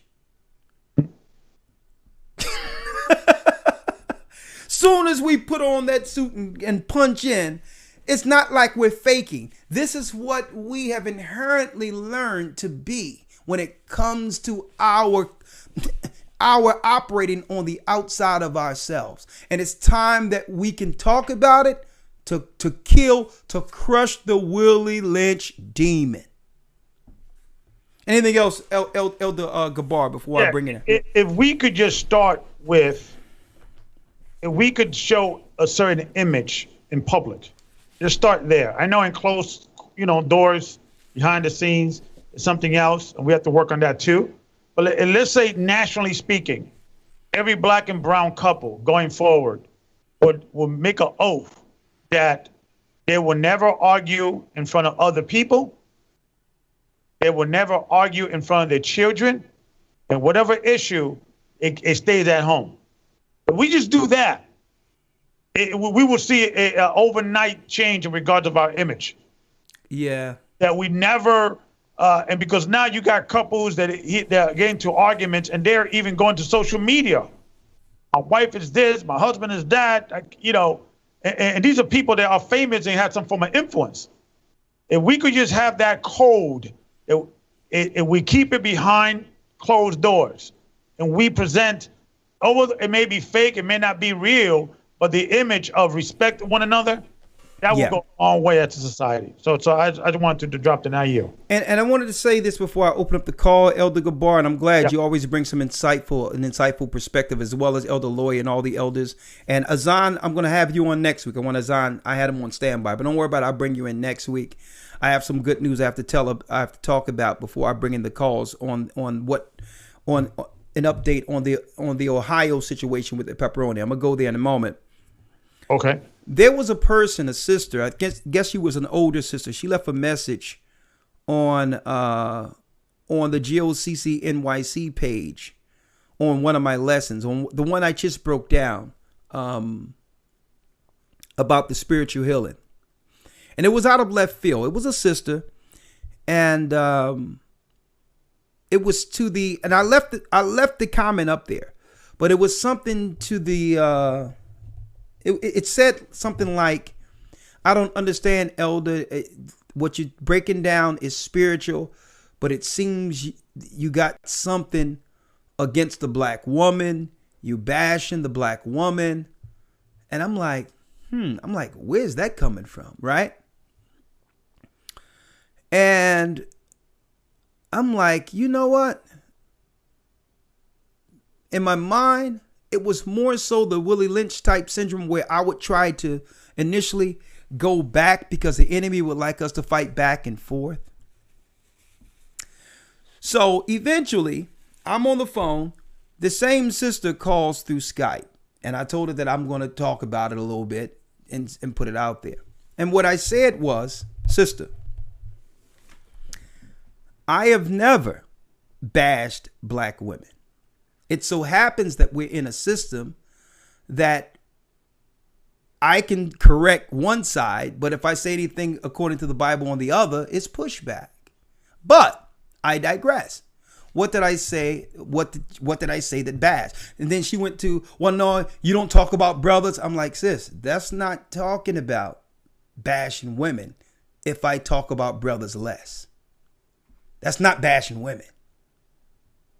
And I can't correct what's wrong according to the scriptures on one side if I'm talking about the other. When I'm talking about whatever I'm talking about, whatever Most High lead me to talk about. But this is what I said, and I think it resonated.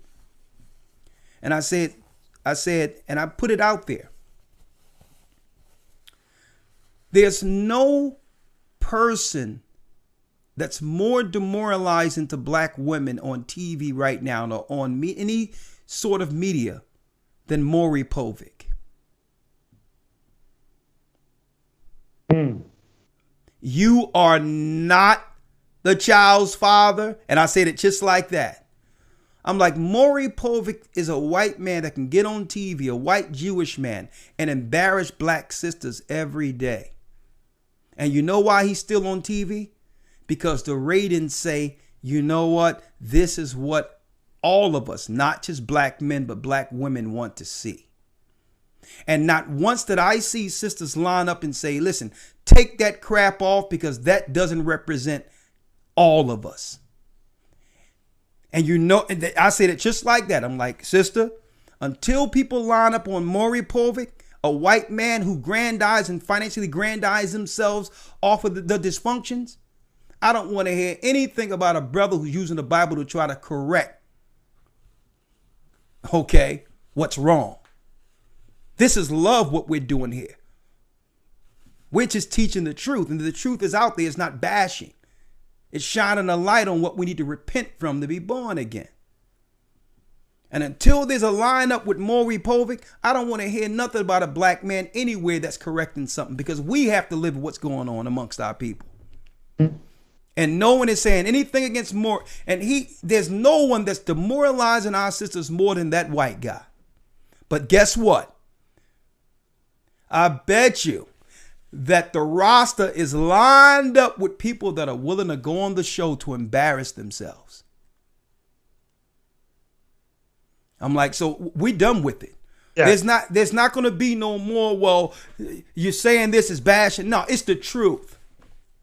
And if it's the truth, we got to talk about it, put it down so that to become kingdom ready. All this stuff, anytime correction is coming now, we're bashing someone, those days are over. Yeah. And what sisters need to also understand, Elder, is that this is the best thing that could happen. Yeah. Let me explain. When men now are waking up and say, you know what, we're not taking it anymore. Because this is a pushback. The men are realizing that we've been duped also. Yeah. Thinking that being a man is toxic, right? Yeah. And now we're waking up. Yeah. And to kind of give a soul story, when I used to do martial arts as a young man, I became a better martial artist when my teacher, after you become like a brown belt, you like a junior teacher.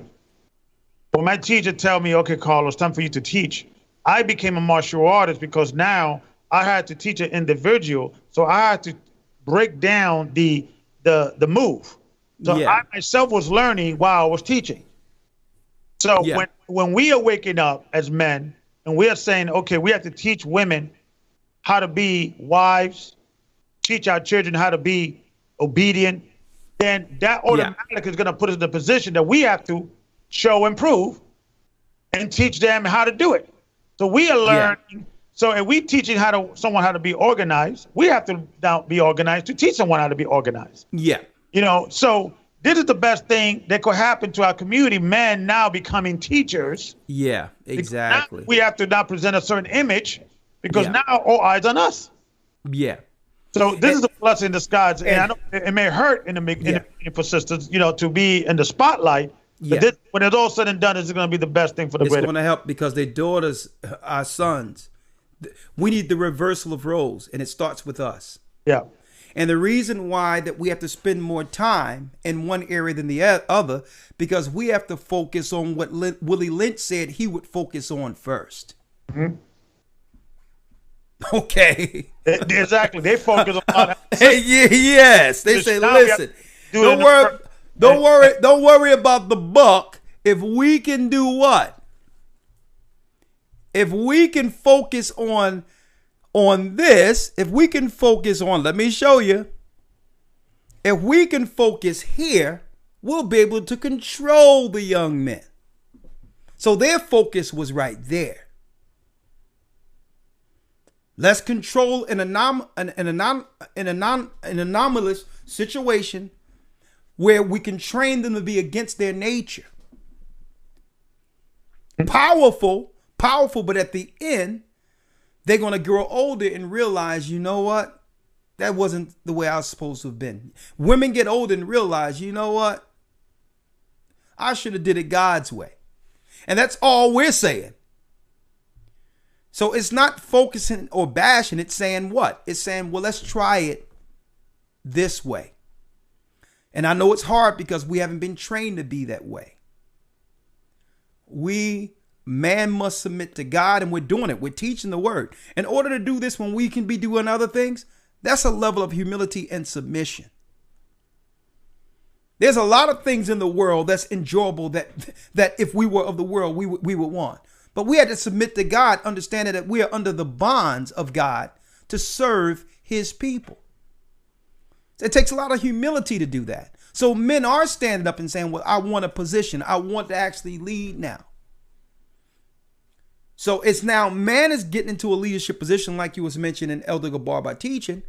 And it's so hard for women to fathom the word submit. That just sounds so low.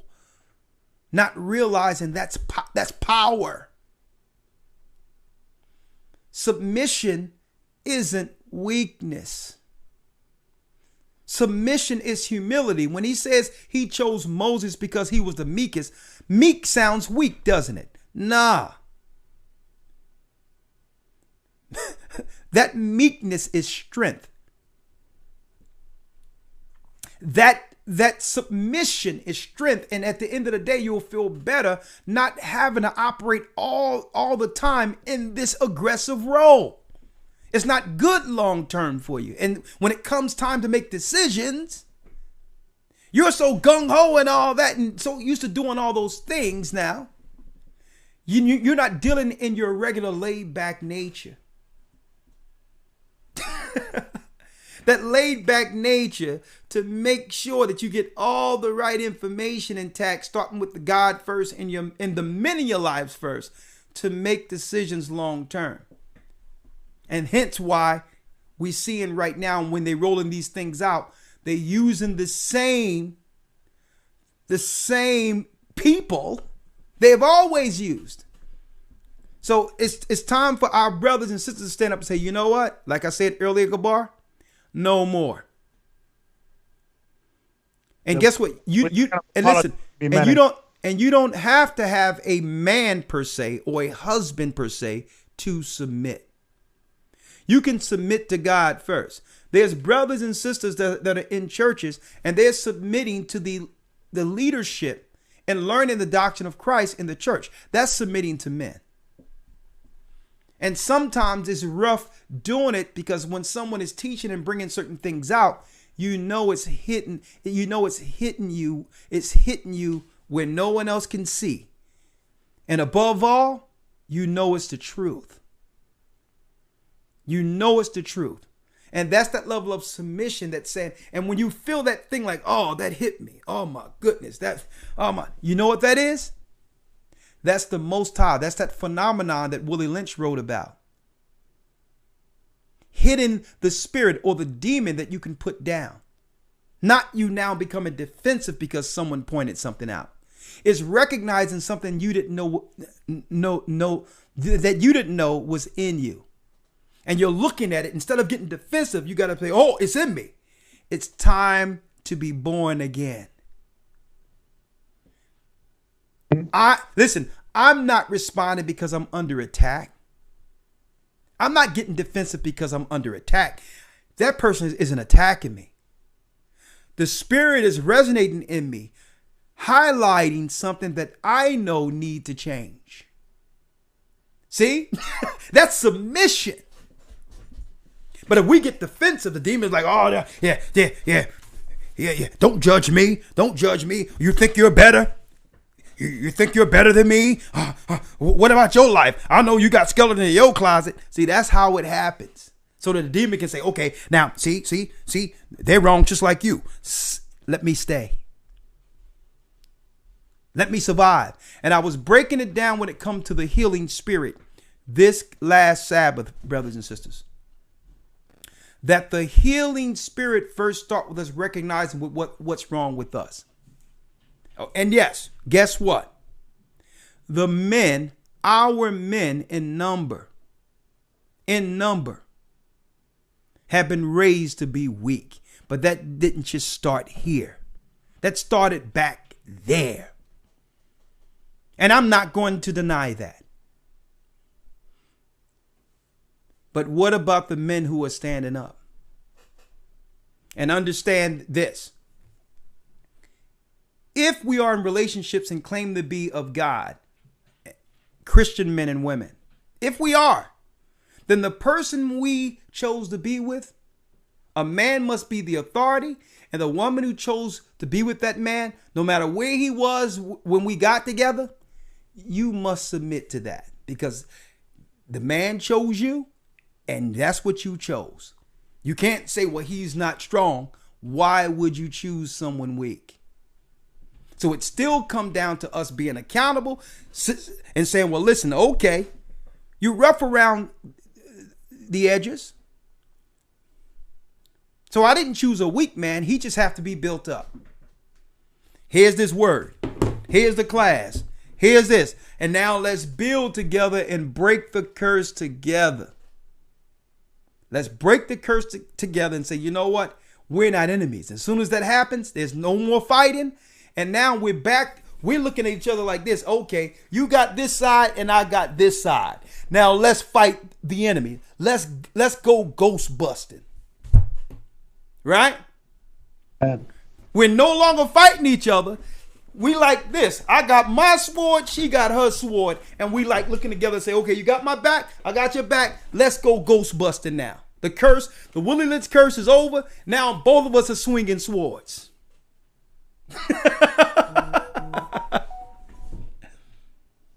Amen to that. All right, let's open up the calls. I only got 1 hour before things end, so I'm gonna hang up and bring up in the calls and leave it to the calls, and we'll end it in 1 hour. All right, Sir. I'll call you all right back. And we got a new academy starting July the 27th. Enrollments have begun. So make sure you go to historytimes.org to get into the academy. And of course, the testimonies are off the chains. I mean, we have brand new lessons coming up, and the people that's in the academy can attest with their testimonies that it's nothing like these types of learnings. And when it comes to the news, the Hebrew, there's nothing like this in one package within a day. Any place on earth. Any place on earth. So I need you all, when you get an opportunity after the broadcast, which will end at 9, go to historytimes.org. historytimes.org and become a part of the academy. It's only 2 payments of $75. $75 for the first month, $75 for the second month, and the third month, you don't have to worry about it. That $150 covered all 3 months. Okay, and for all the literature, the information, the news, the references, you cannot get this in a theologian school. You cannot get this anywhere. Only in the Hebrew and Bible Academy. Go to historytimes.org. historytimes.org. Okay, now let's open up the calls. Let's see. Let's open up the calls. 515-605-9327.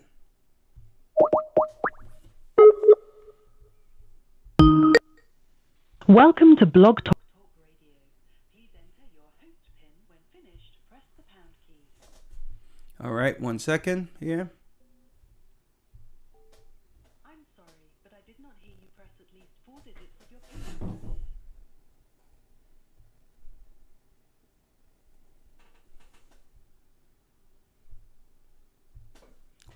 One moment.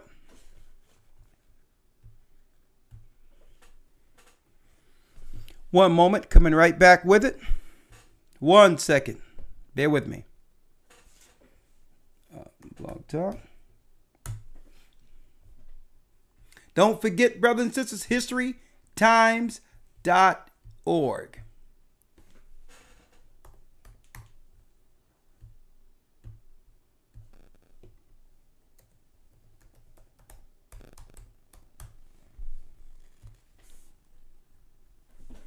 One second.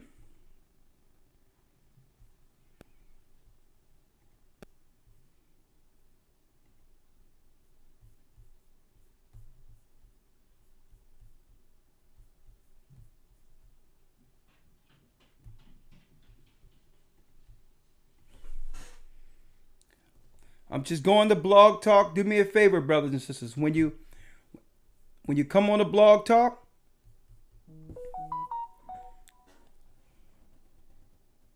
okay, good. Ramar is ready. 1 second.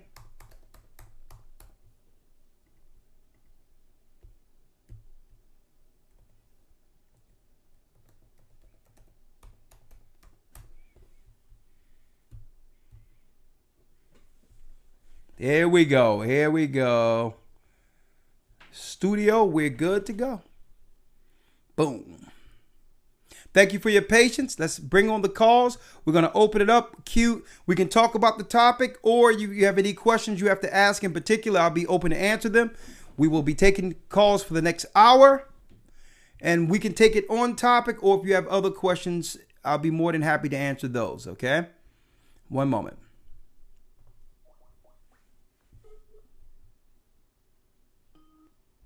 Welcome to Blog Talk Radio. Please enter your host pin. When finished, press the pound key. All right, let's get it.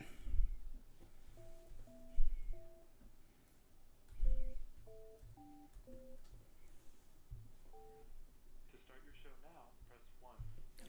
Okay. It appears that the host has already dialed into this show. Only one host is allowed per show.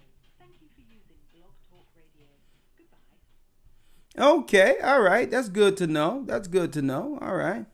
So, don't forget, Ramar, I'm coming in under 908. All right. This is the broadcast number. I'm going to come in under 908. So make sure you bring me in that way since you're already hosting. All right.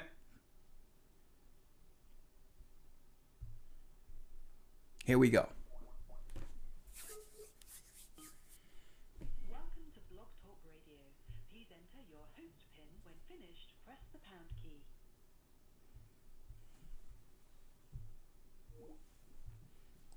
I'm going to call in this way. Sorry, folks. We have Ramar hosting, so I got to come in a different way. I'm broadcasting. Sorry.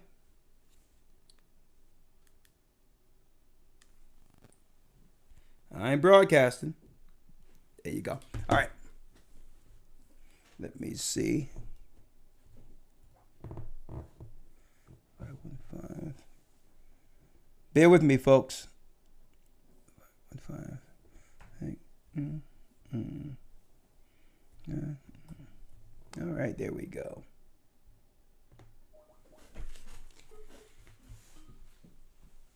Blog Talk Radio. Welcome to Blog Talk Radio. Please hold and you will be able to listen to the show. Okay, I'm in the queue. I'm in the queue, Ramar. We have a lot of people in the queue, so do me a favor. Shalom, you see me? I'm in the queue. Okay.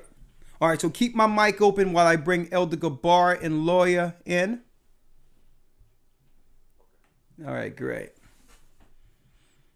A matter of fact, Gabar and Lawyer, I'll just hold y'all tight until afterwards, and I'll bring y'all in later, okay? Because I don't want to waste too much time. We only got 1 hour. Okay, who's the next person who's the first person we have, Elder Ramar? In queue.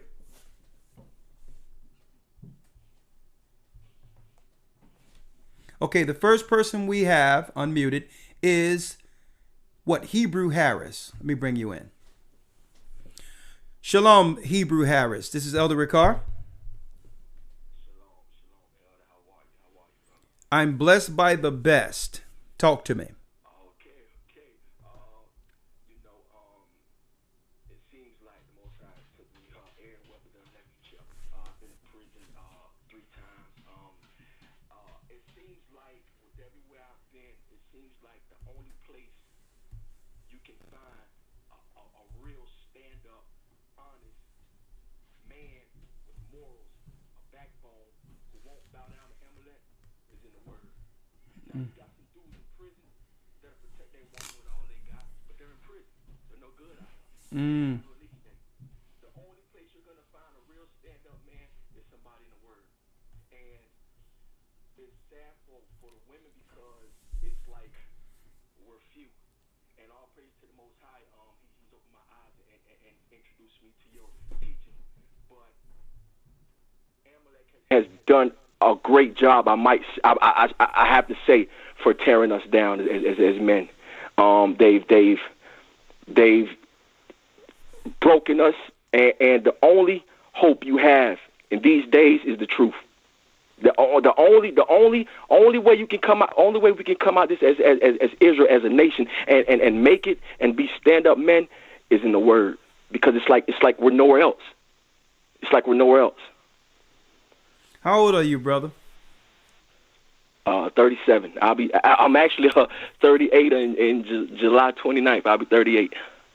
And you said you were in prison 3 times. What happened? Unfortunately. For what? Unfortunately. Unfortunately for what? Armed robbery. When I was 18, I had a drug charge and a violation of probation. So I've been expelled from. I was expelled in the 10th grade for catching a robbery. But I was a minor then, so it's not on my record.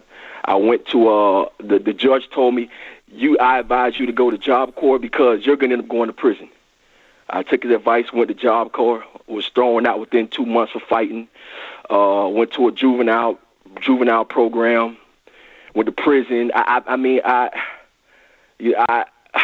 I I've been through it all.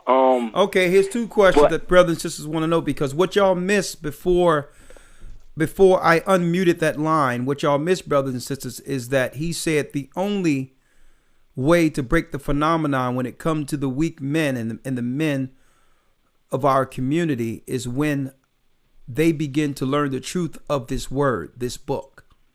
So what has been the phenomenon for you that broke the curse? Was it something you learned in jail or something you learned once you were out here? How did you find the truth? Okay, now I'm right now I'm facing an armed robbery that I did not commit. And when I got locked up for this charge, out of all the times I've been locked up, I was more at peace this time than ever, because I looked at it as, okay, I know, and I heard about Israelites, but I wasn't practicing it. So when I was put in jail for this charge that I did not commit, I said, the Most High did this. I need this, because it's the only way I'm gonna leave that past behind, and I'm able to focus on the word. And this last incarceration was the first time I prayed, and I knew for a fact the Most High heard it. I'm laying on my rack, I'm laying on my bunk, and I just said a prayer, and I knew for a fact He heard me. I knew for a fact, and I just said, thank you, Father, thank you, Father. So me being in jail, it gave me time to reflect on my life and what I've been going through, and I told my family, I said, I didn't have a bond, I couldn't get out, and I said, I'm not even worried. And my family was like, what do you mean you're not worried? You didn't even do it. I said, I'm not worried. When I come home, the Most High will bring me home. And lo and behold, they came and woke me up, said, hey, you're going home. And so, you know. Hey, I'll tell you what, brother, and I got to go to the next call. Yes, sir. Sometime the Most High places in some of these compromising circumstances to help others, brother. And like there's another brother from South Carolina, I spoke to him today, who went through the system, and he wanted to do a prison ministry, and hopefully you be a part of this to help our brothers not Elder, right here to the Most High.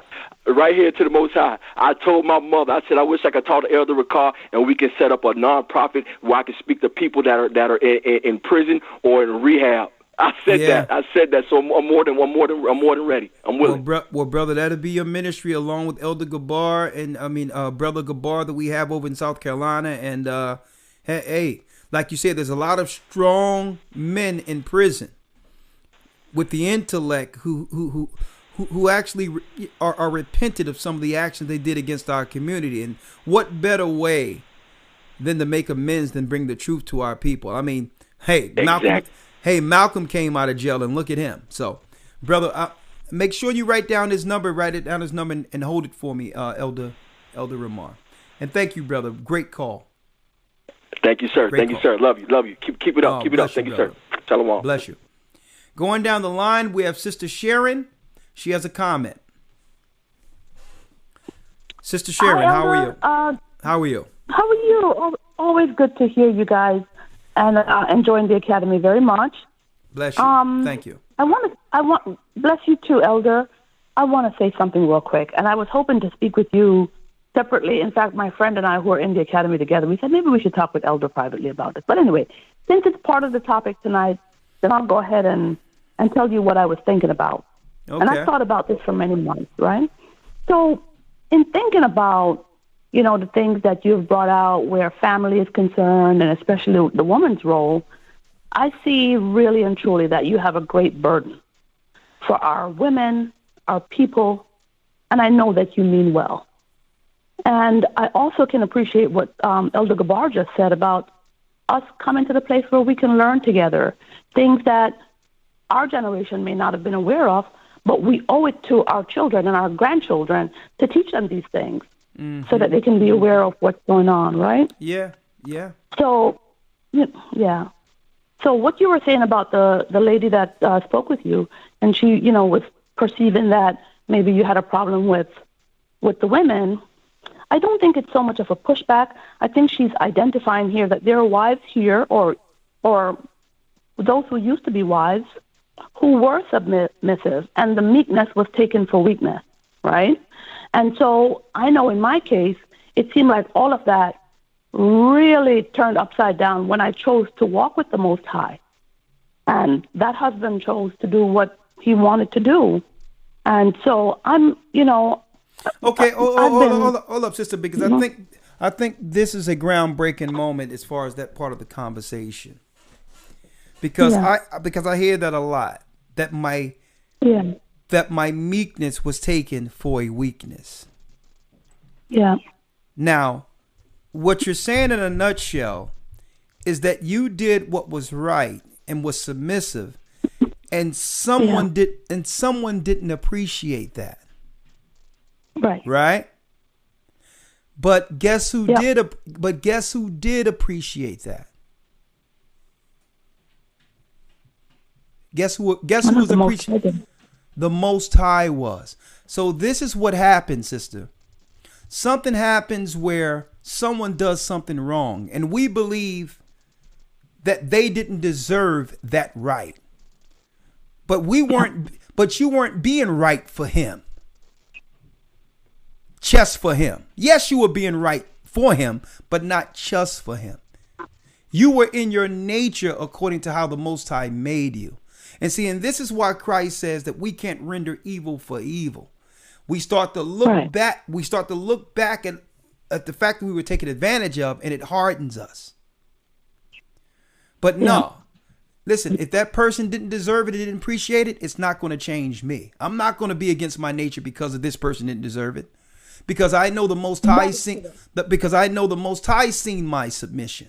Because if I become hard, this guy do whatever he want, fornicate, whatever he want. Now you meet the person who really deserve it, and they have to now get through this hard wall that was developed that person had nothing to do with. And it's unfair. Right. So and that's where let's listen. So that's where forgiveness comes in. Yeah. And some women are headstrong because they think men are going to take advantage of submissive women. So they act opposite of their nature as a defense mechanism. That's wrong.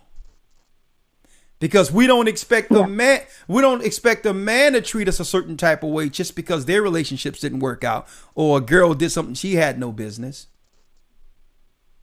Right. You expect a man to judge you based on your interaction with him, right? Right. So now you're wondering why this guy ain't treating you the way you deserve to be treated, and then you find out it's because his mind is still with another woman, based on what happened with her. And this is how men feel. Like, so if you're still hard based on him, that means you must still love him. You must. Well, it's still. put it this way. No, sister. I'm just saying. I'm gonna let you talk. But I'm gonna let you talk. Sure. But you have to understand how men are seeing it. Even though you can explain it, men are seeing it like, well, okay. She still cares for someone else. Now, even though you're just protecting yourself, because love shouldn't be with all these barriers and hurdles of the past. And that's what forgiveness and living and not letting the past affect our relationships now. That's where that comes in at. But go ahead, sister. I'm going to let you have the last word before going to the next call. Well, two things. You said something that, and I would say this to any of the women who will ever listen to this. I've been divorced for 16 years, so my children are grown and all of that. We're just talking about what is being said here and sometimes how it can pinch the heart of those who are listening when they know that they tried their best. Like, for instance, in my case, I would have wanted nothing more than to have my family kept together. However, you said something about not allowing those circumstances to change who you are, and that's exactly what I did. I made sure through the Most High's help that it will not change who I am as a mother. It will not change who I am as a wife, and I will keep my home. And he has kept me all of these years. And you ladies listening out there, if you ever find yourself in a situation that I found myself in 16 years ago, I made up my mind, I am going to care for my children. I'm going to be a mother to them. Somebody has got to stand up strong. And that's what I had to do with the help of the Most High. No other way could I have done it, Elder. No other way. And He has kept us, and the children are grown and doing well. And I pray all the time for my ex-husband. That I pray for his soul all the time, and I forgive him. And I realize when you're talking about the Willie Lynch letters, I see what was affecting him. So you are absolutely 100% correct. I'm not even saying anything about, that he was wrong. It was affecting him and it was affecting me. And if we don't cut it right now, it's going to affect our children and it's going to affect our grandchildren. Mm-hmm. Yeah. Sister, I thank you, Sister. Thank you. And bless you, Sister Sharon. What a great phone call. Bless you, Sister. I'm going to place you on hold, okay? Bless you too, Elder. Thank you. Bless you. What a great call. See, and that's what it's about. It's about us talking, having the conversation. Because this is how, when we actually conversate, we get over the curse and understand, listen, it's the enemy that made us believe that we were enemies. And this is why Christ says in that prayer that we ask the Most High to forgive our trespasses as we forgive those who trespasses against us. Like our God in Christ is going to forgive us based on how we forgive one another. Why? Because if I bring something negative from a fault or an offense by someone else, and I bring that baggage with me to someone else who didn't deserve it, it's unfair. So before we do that, let's make sure we really forgive in our heart so that we can give whichever, a brother relationship, how we interact. It's not just marriage, it's how we interact as a body as a whole, because it still applies. Okay? To have some type of defense mechanism based on what someone did to you is unfair. And we'll find ourselves without relationships or friends because of it. I don't want to put that out there. Here it is. We got Trent on the phone. What's going on, Trent? Talk to us. Shalom. What's going on? Shalom, Elder. This is like Trent, actor extraordinaire, live actor from the wood. Many accolades in Hollywood, but the man have given up his life for the truth. Let's give it up. Hollywood in the house. Talk to us. It used to be Hollywood, but now he's with Christ. Talk to us, Trent. Hey, living for the Most High, right? Let's go. Talk to me. Hey, you know how to make a brother feel good. Man, this is right. This is right on. So I think it's like a respecter of persons, right? And our people, and I've felt that firsthand. Me coming up, doing movies like The Wood, DC Sniper, The Parkers, whatever the case may be, started out as a child, right? Mm-hmm. So what's crazy is Trent came around on live. Talk to us. So our women don't treat me like how they treat, quote unquote, the average brother. Oh my goodness! Really let's not go there. Let's not go there right now. No, I had to do that because our sisters are most prolific with this. I've never had a sister like go outside of her neck, curse me. I heard the baby daddy drama, baby mama. I've heard it from friends. It's never happened with me though, and I was like, "Yo, why?" Right? And I think it's because of this pedestal, which is it's a falsification, but whatever you deem to be real is real in your eyes, right? So I've never been demeaned in that fashion. I've never been like, oh, you a deadbeat, this, that, and the third. I've never been, and listen, I've been a womanizer many times over, okay? Many times over. And so I would ask myself, how come I'm not gaining the same mistreatment that other brothers are receiving, right? And I was like, is it just because I've done a few movies, done a few pictures? Is that what is that what it's come to? And Well, Trent, you have to admit that there is certain what you would call double standards for someone who's been on TV than the everyday person. Yeah, biases, right? But why though? But why? I mean, what everyone you mean, knows why? that you could Trent, still have NIGGA ways, right? And still be on TV. No, Trent, you know that there's a certain someone with celebrity status is an anomaly. That's a double standard. Automatically, if someone was to treat if a sister was to meet one person, around the corner from him, it'd be different than meeting if they were to meet, someone in Hollywood. Yeah, who's the guy? Who's the guy that was in the wood? Morris Chestnut, right? Automatically. No. It was Tay Diggs, Richard T. Jones, and Omar Epps. Oh yeah. Okay. I played young okay. Well, I don't want to go down the whole Hollywood roster, but Tay Diggs, right? People are going to not just sisters, brothers are going to treat these people differently. So let's not use that. Your example is really an anomaly compared to the norm. You're going to be treated differently if you were in movies. But I hear what you're saying. But go on. But I mean, okay, what I'm asking, so it's no different than so you have a sister that might treat her hardworking husband at home differently than when she goes into the job, right? And she'll treat her boss entirely different. Different. I know because I saw that in my family. I saw, I don't want, right? I saw that. See, but I tell you this though, it's on both sides though. I'm gonna just be honest, man. I saw my mom. Even though my mom is a great woman and she brought me up righteously, right? Trent, listen. She had a whole nother affinity for the boss than she did for the man that was at home. I know, but Trent, his best.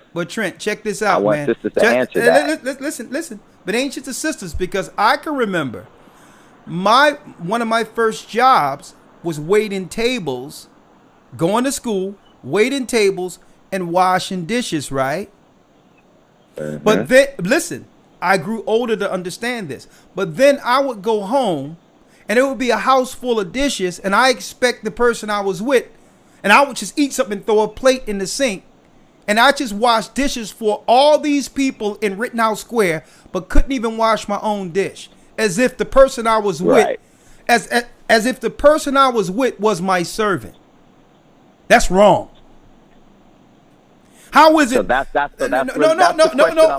no. I'm showing you though, because I need that to be answered. It doesn't really It doesn't really apply to women. We get on the job, and here it is. It's dishes on everywhere, and I'm sitting there shining and spraying and scrubbing and all that, and I'm looking at my face reflection in the plate, and I'm making sure they stack. They looking at me like, yo, this guy moving, man. He gonna get a 50-cent raise. He gonna get a 50-cent raise the way this guy moving. I'm changing beer kegs, you name it, I'm doing it. And I go home, I got a meal waiting for me, and I throw the plate in the sink like it was nothing. Right. So listen. So they're not the only one affected by this. That's what I'm talking about, this syndrome. We will operate a certain type of way in front of our bosses too and all that. And guess who's looking at it? Our sisters are seeing that. They're seeing that. So, see? So it's not just them, it's us too. We sitting there, we be tap dancing, we be doing a thing like this. The tap dance where we clicking heels and everything in front of the boss. And our sisters are looking at that too. And like, but yet you can't serve me like that? Well, you know what? That's funny. I wanted to mention one other thing, and only actors would know this, and I want the people to know this. And that is, anyone who is aspiring to be in the entertainment industry, when you go in and you have a black script that's written, and in the script it might say, yo, my nigga, you want to go to the store with me? In the script, it's written NIGGA, right? Yeah. But when you go on an audition with these white folks, okay? Yeah. And these casting directors, 99% of the time, they're white. It reads, it's NIGGA, but they'll say, yo, my nigger, do you want to go to the store with? And you know what I found interesting? Because it just struck a chord when you said tap dancing, because that's how I felt. And any black person that for real, that's like they get to say that. They get to say that, and they low key looking at you. You have to stay in character. They don't have to. They don't have to give you any And so what I'm saying is, even we, and myself included, There was a time where I allowed that buffoonery. I allowed for them to, demoralize me, right? And kind of look at me when they say, "Yo, my nigger, hey, my nigger, are you gonna hang out with?" Hold up, And I would have to keep character. I'm saying, I couldn't break character. I know I opened the parameters so we can talk about anything, but we're going to have a conversation outside of this, and maybe we'll have a show where you can let us know the ins and outs of what's really going on in Hollywood and whether or not there's sacrifices and pedophilia going on. So I got that show working. So just work with me and let me go to the next call, man. But I just wanted to go there, all right? Okay, I got you, Elder. All right, hold it down now. My man. Shalom. There go Trent Cameron from the Wood. There he is. Live and direct. My brother from another mother. And her name is Rebecca. All right. Let's see. 250 area code. 250. Shalom, Elder. Shalom, Martin and Shalom. Troy. How are you? Talk to us. Brother Gad from in Canada. How you doing, brother? Good. Just wanted to say hi. Good to finally meet you. Came into the truth in 2015, and praise be to the Most High. Praise the Most High. One thing we wanted to say is one thing that helped me go into the truth, coming out of the Catholic doctrine, because that's what a lot of our people are still under back home, was that in our language we say, that means our ancestors call God the highest one. That furthermore led me into the truth. And the Blackfeet people over, our neighbors out in Alberta there, it was their tradition to give the boys at a young age over to the men, like about 9 years old, to really man them up and make them strong. And nowadays, in the boarding schools and the residential schools, they taught the boys to beat women, so it was easier to separate the family later on when they grew up and had kids, that violence would go on and get the man out of the picture, and the children would be raised just by their mother, and slowly over time they become weaker and weaker. Yeah, the same thing. Let me tell you, this go across the board. It doesn't just the same script they used, the same thing they did in slavery, they did to the North American Indians, to others. Yeah, they used the same thing in every demographic, in every area they've colonized. But go on, that's true. Even Gadites, yeah. Okay. Hey, Elder, it's Brother Martin again. I called you once before. Just wanted to ask if you heard about all the bodies they've been digging up at the residential schools here in BC. Okay, no, what's going on? Down in Kamloops at the residential school, they dug, 215? 215? Yeah. 215 bodies of babies underneath the school.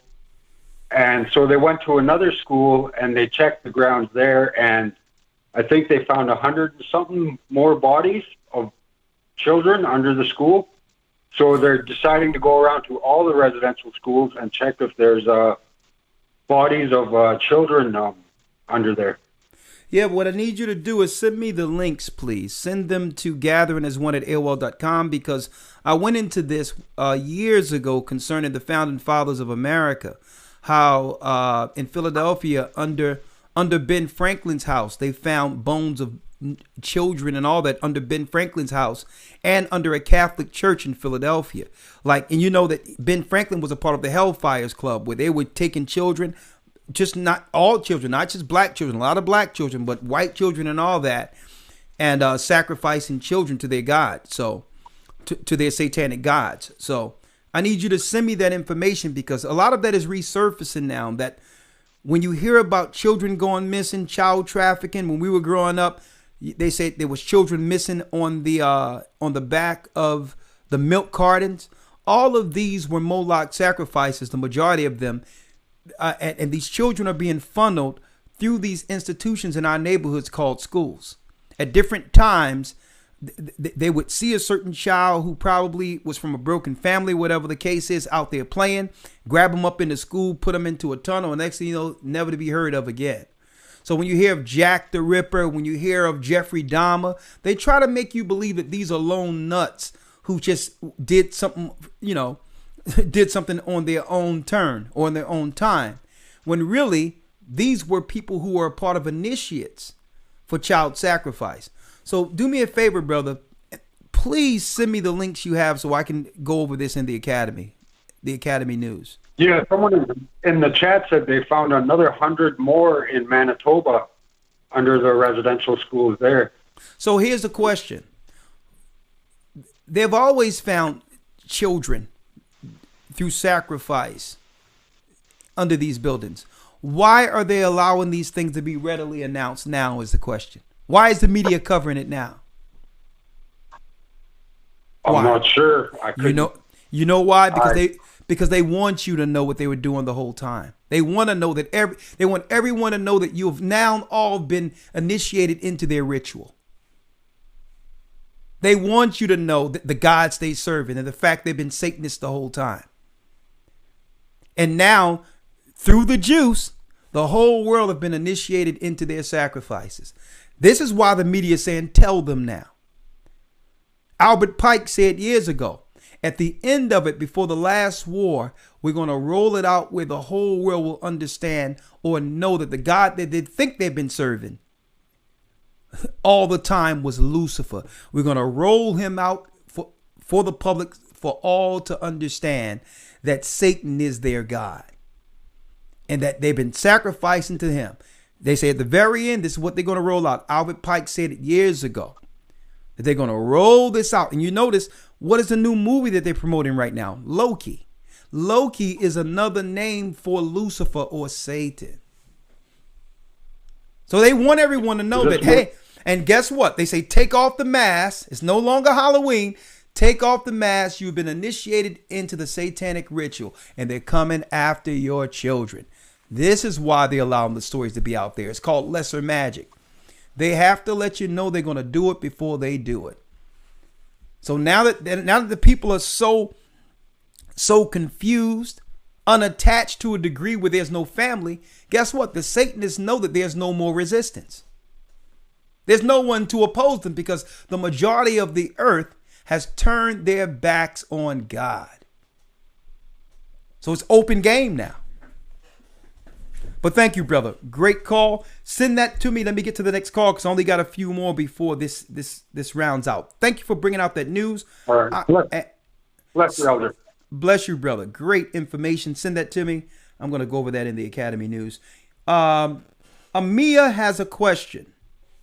How you doing, Amia? You're live. Hi, blessings. I had a question, but after listening to the sister earlier speaking about, I guess, a bad marriage and young women being misguided by that information you've given us to follow order, I just wanted to make a statement because I'm one of those children that grew up in a home where my mother was very, very submissive.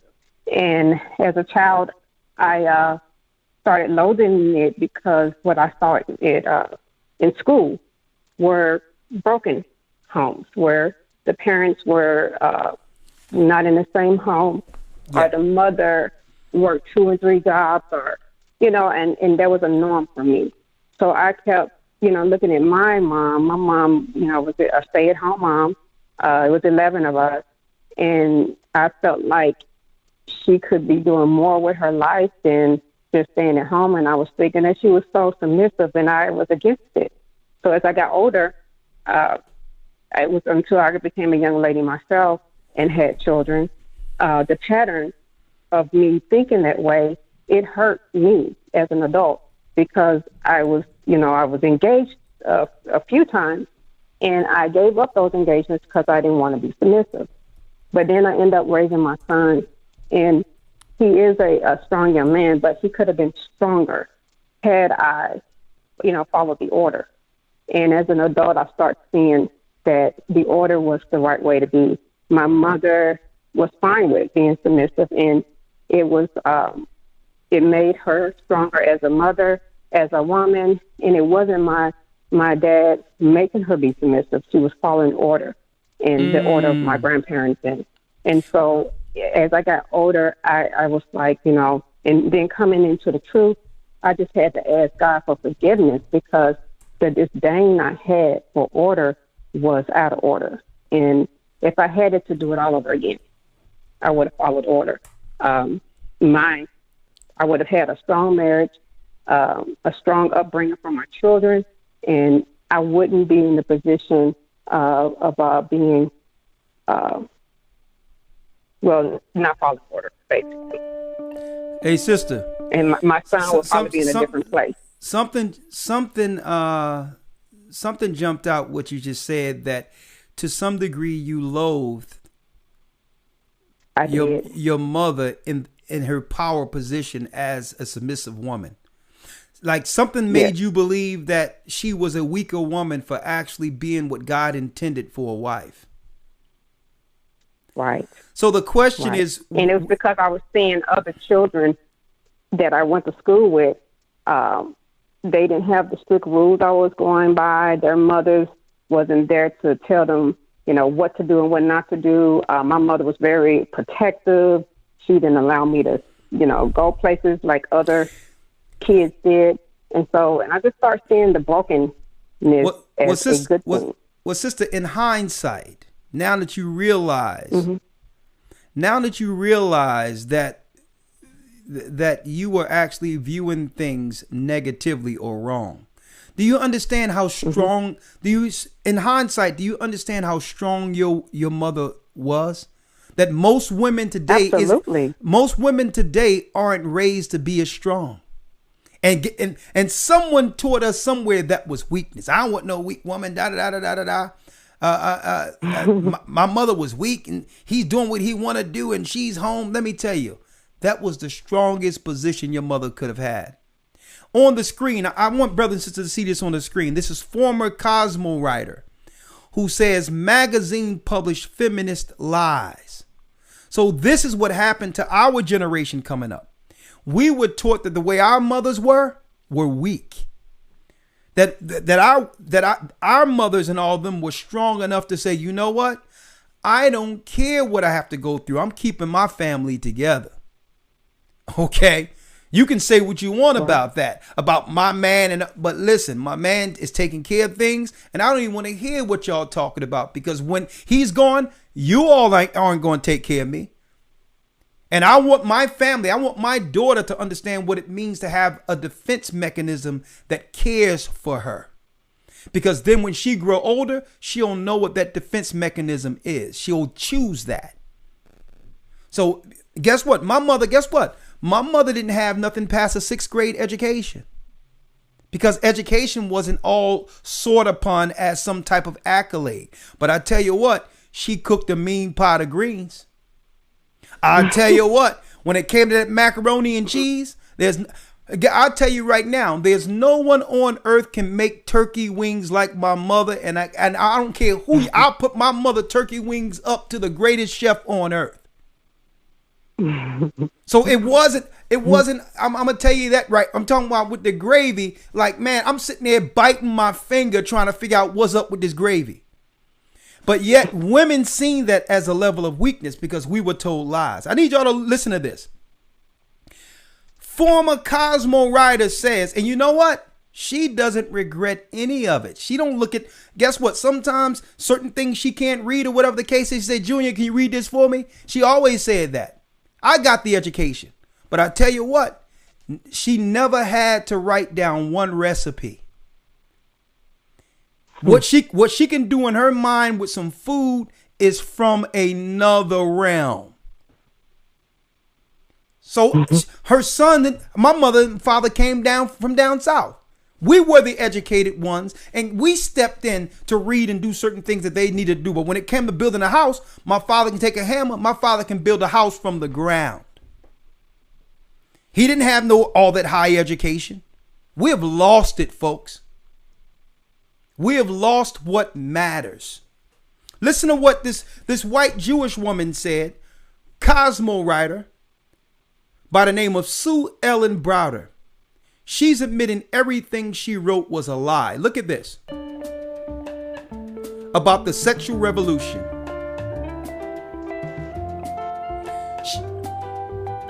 It was all based on fake news. And while she was talking about feminism, she had a husband. She was making up stories about the adventurous life of living like Sex in the City out there and not needing a man. These were all made up stories to separate us from our women. The sexual revolution was fighting for all sorts of sexual Lesbians freedoms. fight for freedom. Cosmo, we pretended that this sexual revolution was a freedom for women. It actually was not. It was actually kind of a slavery. But we pretended it was freedom for women. And over time, as the sexual revolution and the women's movement got identified closer and closer. These were staged marches paid with paid actors that they got out there for a sexual revolution. Together, I'm a gonna place lot you of on hold, women sister. I'm gonna bring you began to back. buy into that illusion. I wrote for Cosmo for about 20 years. I came out of J School, University of Missouri School of Journalism. I was trained very well to be a good reporter, and then I immediately fell from grace and started writing lies for Cosmopolitan magazine. I was fascinated with Cosmo, and I was fascinated with glamour and sophistication. And I always said I didn't want to be a big fish in a small pond. I wanted to be a small fish in a big pond. And Cosmo was, to me, was that big pond, and I was the little fish. Helen Gurley Brown was the editor of Cosmo. She's the one that took Cosmo and turned it from a general interest magazine into a sex rag. And it's a magazine to help this young woman realize dreams, hopes, ambitions, to help her find a man, keep a man, get him back if he's going, get a new one if he left.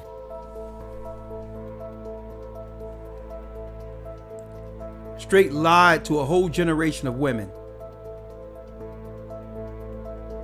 Make you believe that you're going to have many opportunities Helen Gurley to a good Brown man. had created a list of rules on how to write for Cosmo. And some of those rules included how to make up stories. So here's one of them. Unless you are a recognized authority on a subject, profound statements must be attributed to somebody appropriate, even if the writer has to invent the authority. Here's another one. Try to locate some of the buildings, restaurants, nightclubs, parks, streets, as well as entire case histories in cities other than New York, even if you deliberately have to plant them elsewhere. Most writers live in New York. 92% of our readers do not. They had a book. They would go in and have a meeting of all the editors once a week, and they'd all bring in ideas, and then they'd put them in the book. The freelance writers would come in and choose the stories that they wanted to do. These did not come out of reality. These came out of the heads of the editors who said, oh, that would be an interesting story. And that's how you got assignments.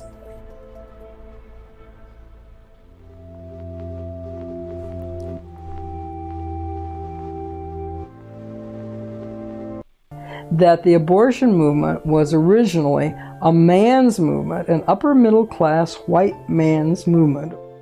But there was a man, and there were actually two men, who were fighting to get abortion legalized in America. These two men knew Betty Friedan very well, and they worked very hard to try to convince her. I'm going to have to do a whole show on this. I'm going to have to do a whole... I'm going to hold tight because I'm going to have to do a whole show on this. A whole generation of women were lied to through Cosmopolitan. It was really eugenicists and Satanists behind the whole thing to move. Specifically, they wanted to target black women to get them out of our homes, knowing that they were the backbones of our families, and that they were seeing Martin Luther King, Coretta Scott King, that was a force to be reckoned with, because she was submissive and all those things. Even though all these stories was coming out about Martin Luther King, you notice she never said nothing negative about him. This whole thing was a sham. They needed abortion because if they were going to teach free sex, which is adultery and fornication, they needed women to have an out to be able to not have a child to think about. Because a child would skew their decisions when it comes to what? Patience and perseverance. Before this child, I'm standing firm. Normally I would leave, but guess what? I have a legacy now with the child. So they say, you know what? We need to throw something else in there. Make it where they're not tied emotionally to what? Legacy. A whole generation of lies have destroyed a generation. And I'm going to go there a little later. But I'm going to let the sister have the last word real quick before I go down the line. I'm going to take a few more. We may do a little overtime and then we're going. Sister, you're back, Amia. Yes, I don't want to take up too much time. No. Sister, let me ask you this question. At what age did you realize you were tricked? I was probably 30. Look at that. 30. You know why? I knew you was going to, sister, I knew you were going to say that. Why? Why? Because they need you. They need you during the most influential, virile part of your life to believe the cosmopolitan lie.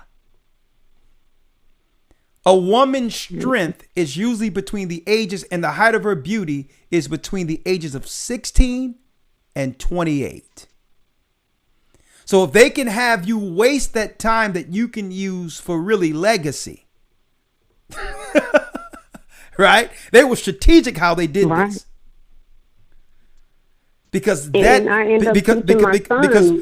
really, believe it or not, that's the time where sisters, where their earning potential are at its height, at the height of your beauty, virile, and fertility.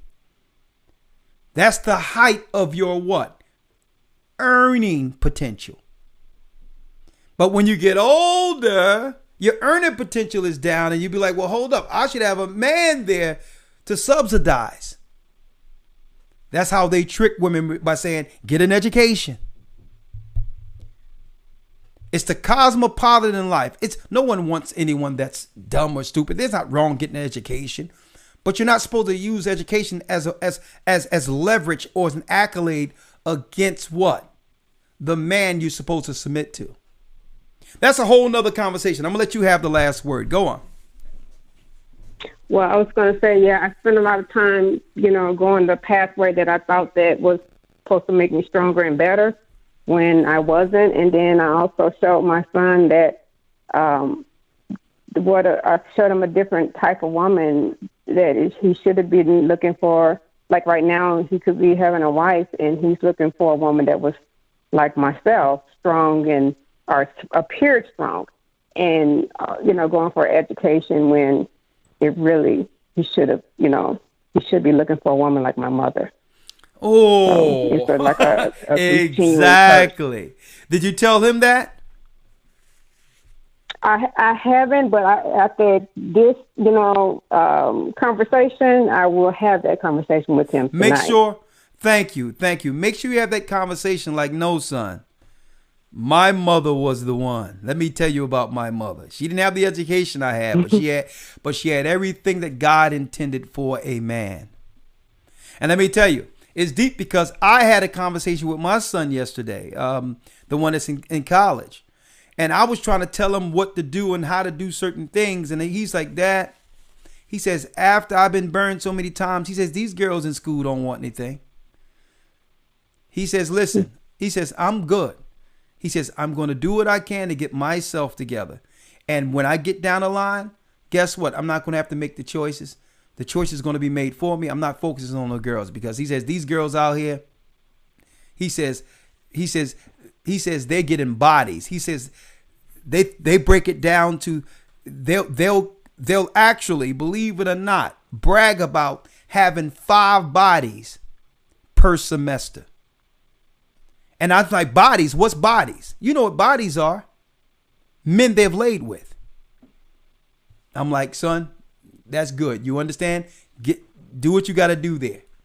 Get your education as far as getting that engineering, because we're gonna need that for the wilderness. The Most High is gonna give you somebody. Don't even focus on them. That's deep. Because at first I was saying, well, listen, when you go there, make sure you find a sister. That was all I was about, because I knew these other girls were gonna be after him. Right? But then when he told me what was going on there, I'm like, this not when you and I was going to school, sister. But I digress. I mean, thank you, sister.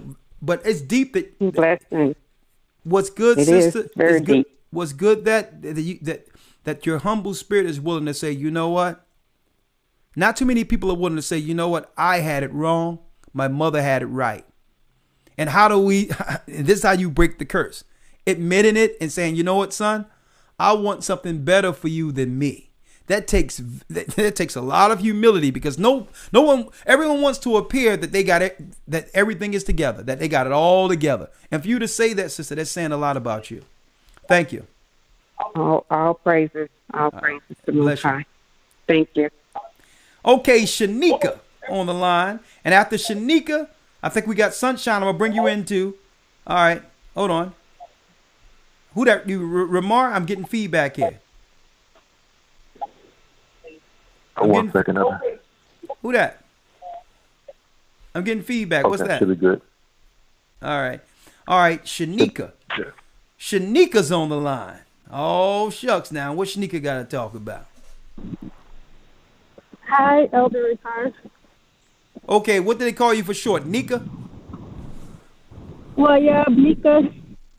Nay, we have that one too. We know it in North Philadelphia. Shanika is Nay. Talk to us. Okay. Hi. I was listening to the brother earlier talking about, when he was incarcerated. Yeah. And I felt him on that, because if it wasn't for me getting incarcerated, my son wouldn't be here today, and he's 15 years old. And so I had planned on getting an abortion. I had already made the appointment, and I ended up going to jail before I could get the abortion. Hold up. Shanika, what did you go to jail for? Matter of fact, how old are you? Well, right now I'm 40. And what did you go to jail for? 40. What did you go to jail for, if you don't mind sharing? Well, two of my children's father, he hurt my oldest daughter, which wasn't his.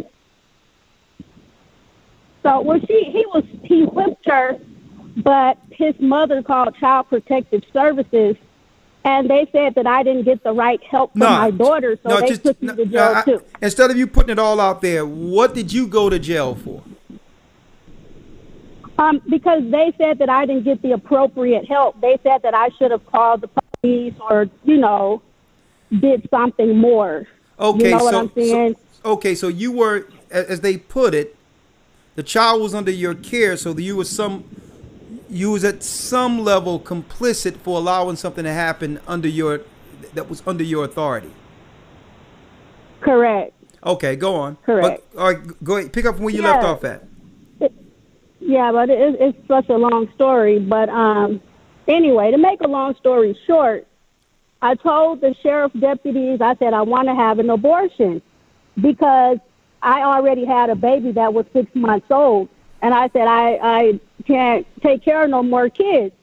So I told the sheriff deputy I want to get an abortion. Okay. And so I was in jail, and I just started, reading the Bible because there was, no other book, And the first page I turned to said, thou shalt not murder. And so I'm like, God, are you trying to tell me something? What are you saying?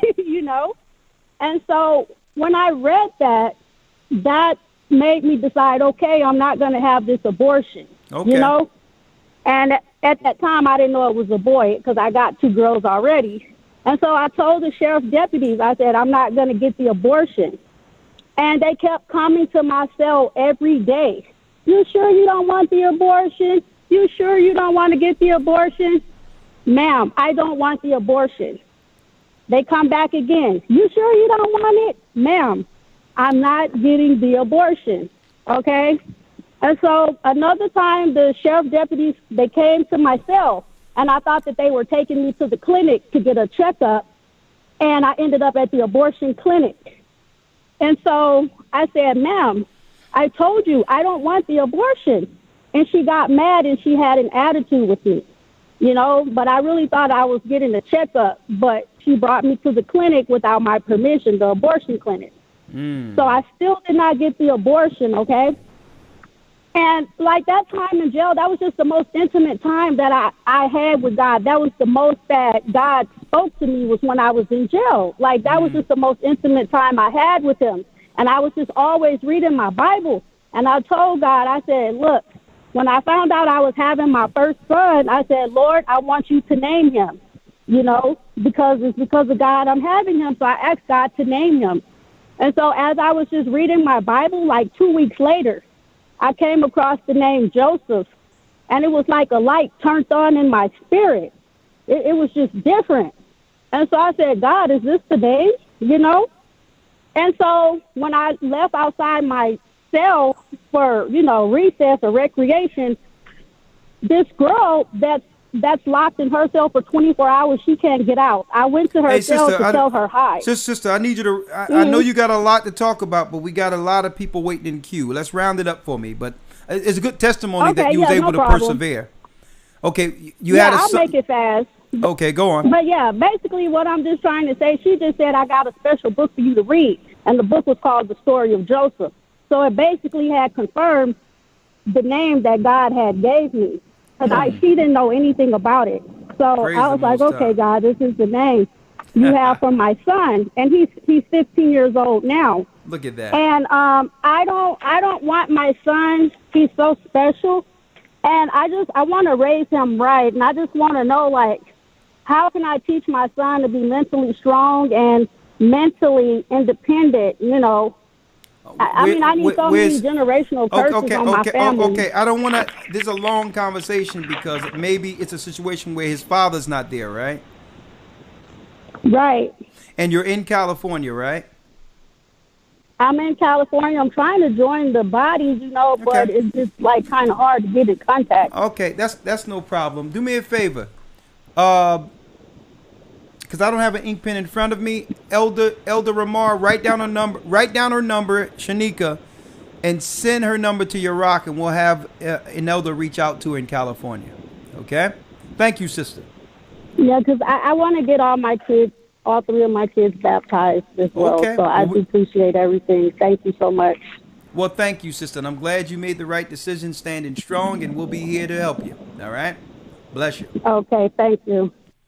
And I'm gonna tell you this real quick. This is how the phenomenon happens. How we break the curse. What you're hearing is a testimony of people coming to the knowledge of the truth and saying, you know what? We as the children of Israel, once sold into slavery, are now taking full power and control over our lives. No longer will the media dictate or chart our paths. No longer will the corporations. We're going to stop fighting one another like Elder Gabar highlighted, and we're going to reason with one another for the sake of self-preservation, because why? The devil is at the door. Next call, Cardella has a question. I see you there, Sunshine. Give me a moment. Cardella has a question. I have Shalom, Elder. And next Shalom. Jackie. How you doing? Talk to us. You have a question? What is your question? I'm doing okay. My question is, so I have a question concerning a lesson you did a while ago, breaking down Revelation 9 and 10. Yeah. It was concerning the scorpion thing. The reason why I'm asking is because my aunt, her husband took the jab, and he became deathly ill. And then my cousin, who's her son, he took the jab too. He's a pastor. And then my other cousin, her brother, his brother, he took the jab too. And she told me he was hallucinating. So we were having a long conversation. And again, my grandmother, when we were little, we would go to church on Saturday. I remember we couldn't eat pork. but it was a Caucasian church, right? Yeah. So anyway, I just say that to say that I didn't know what we was dealing with. But come to find out, even to this day, my grandmother follows the Jewish church. But going back to my aunt, okay, she was like, yeah, I knew there was something to the jab. I'm not taking it. But like I said, my uncle became deathly ill from taking it. My cousin's having hallucinations, and the other cousins are like, oh, I don't feel. She said that they don't feel good. What's the question, sister? I know you're trying to get it all out. I know you sound like you're a little nervous in your voice. I need you to take a deep breath and you're repeating yourself. I understand what happened. What's the question? I was just trying to get through it because I know, we got to get through it. But no, take your time. That lesson you all did. Okay, so the lesson that y'all did on Revelation 9 and 10, speaking of the scorpions thing, I've been trying to find it because I wanted to show her that because she was like, I know there's something to this jab, and she doesn't, she understands that, we're in the truth and everything. She's been in the truth, and like I said, my grandma had us following the Jewish church, but,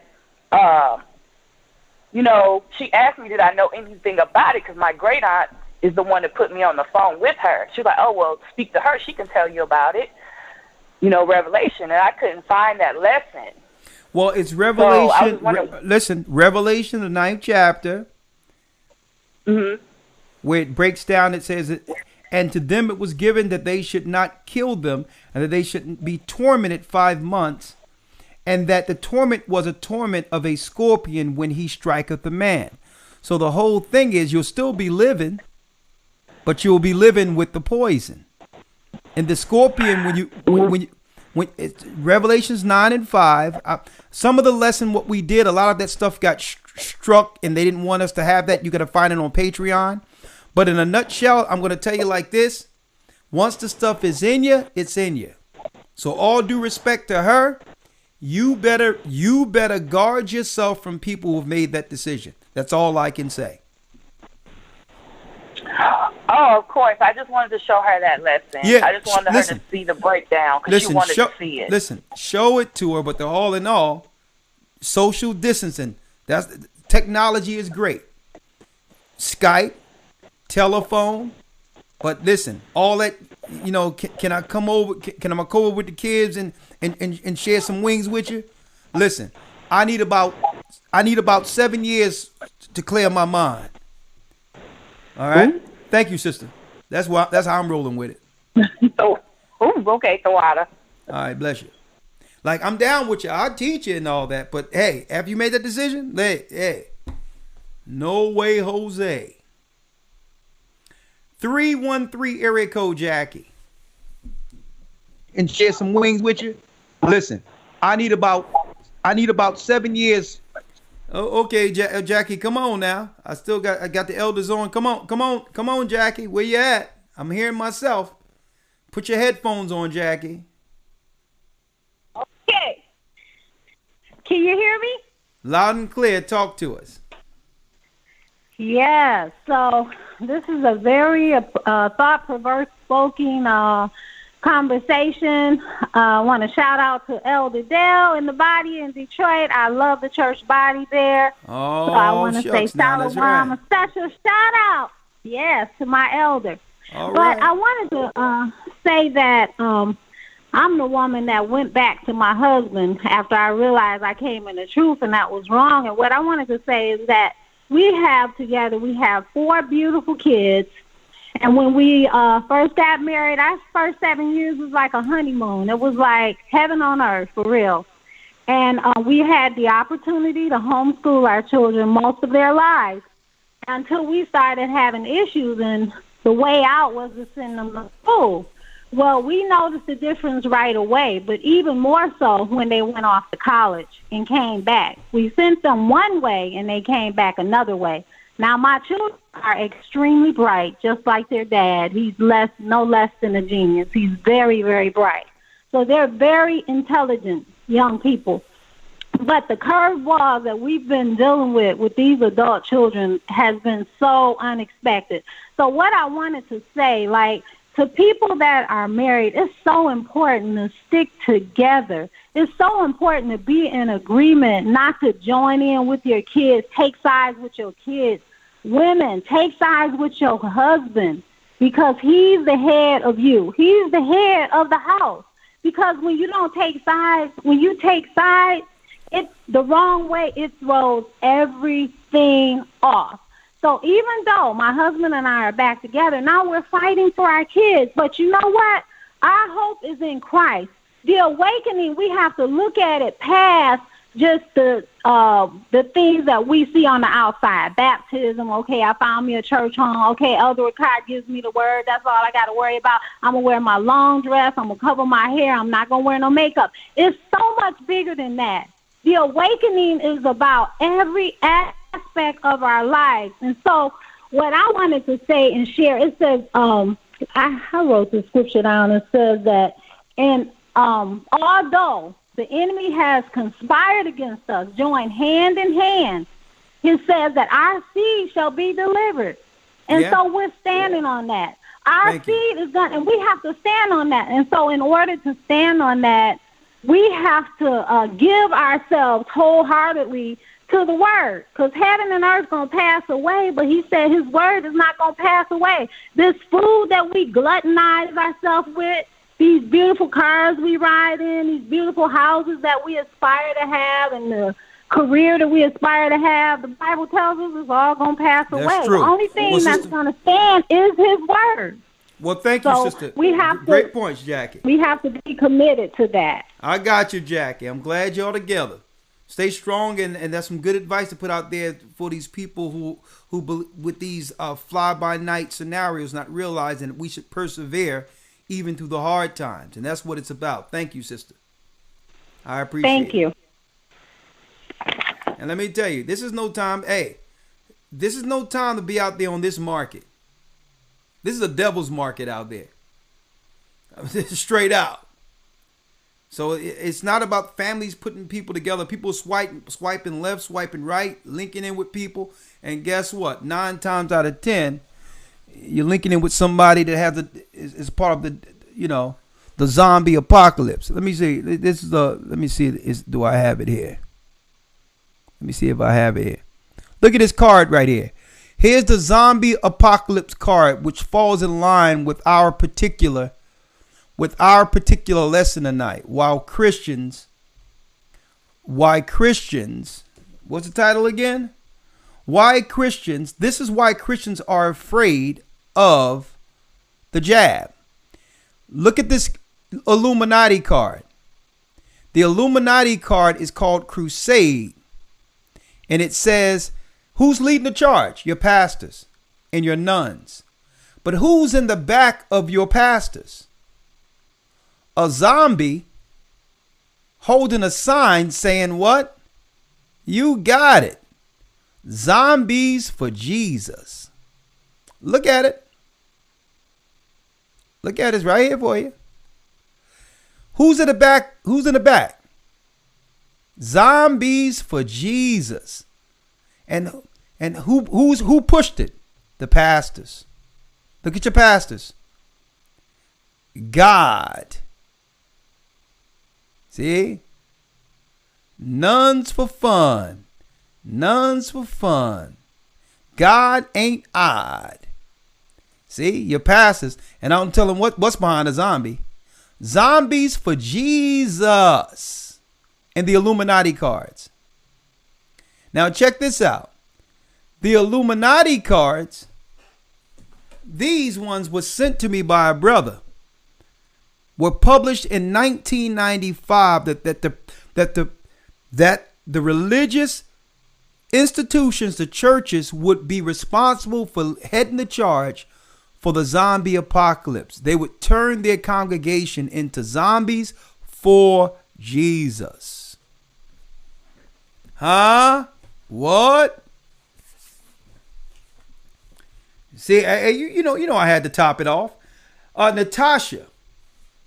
You know, we had to bring it back around full circle before we end out here. Natasha, you're live with the Gathering of Christ Church. Hi, Elder Ricard. How are you? Welcome to the zombie apocalypse. How are you? I'm good. I wanted to say something before I get into it. I wanted to let you know I've been wanting to call in, but I just never did. But I just say, you know, thank you because you taught me and my family how to pray.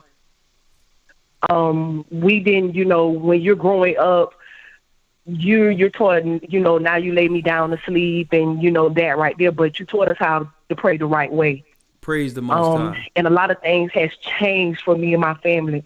I've been following you guys for years, and finally, you know, I attend the church in Orlando, and I love it.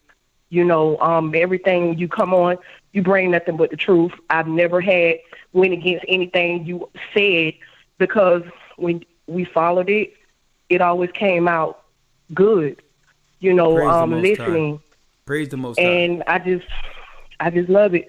I came in on the end, but you know, about a woman being submissive, and we wasn't taught that.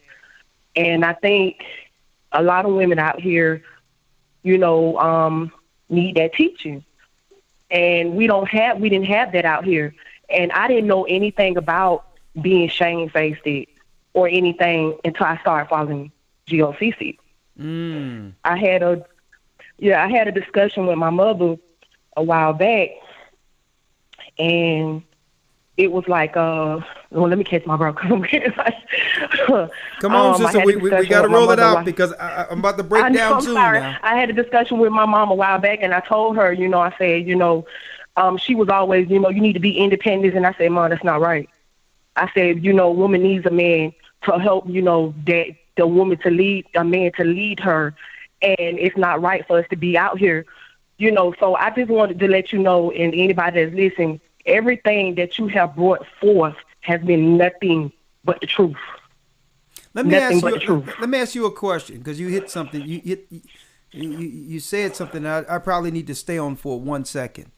You said your mother was really promoting you to be independent. Do your mother have a husband? Yeah, she was. Do your mother have a husband?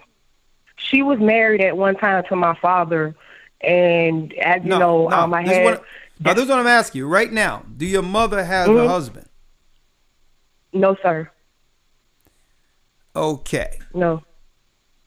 She know the value of having a husband because she had one, right? Yeah, she had one, you know. So like I said, listen what I'm asking you. So why would she give you bad advice? Why would she give you bad advice? You know, that's the thing. I don't know that. You know, that's why that part it puzzles me, because the simple fact is I don't know. I'm gonna tell you why. That's how she was. I'm gonna tell you why, and this is why we have to break it, because the Bible tell you, a daughter leave her father and mother and cleave into a man, and they become one flesh. What happens is, and men are guilty of this too, they'll look at the things they did or they could have fixed or wanted to, you know, something that they can't get back, and try to live vicariously through their children. And that's unfair. That's unfair. Yeah.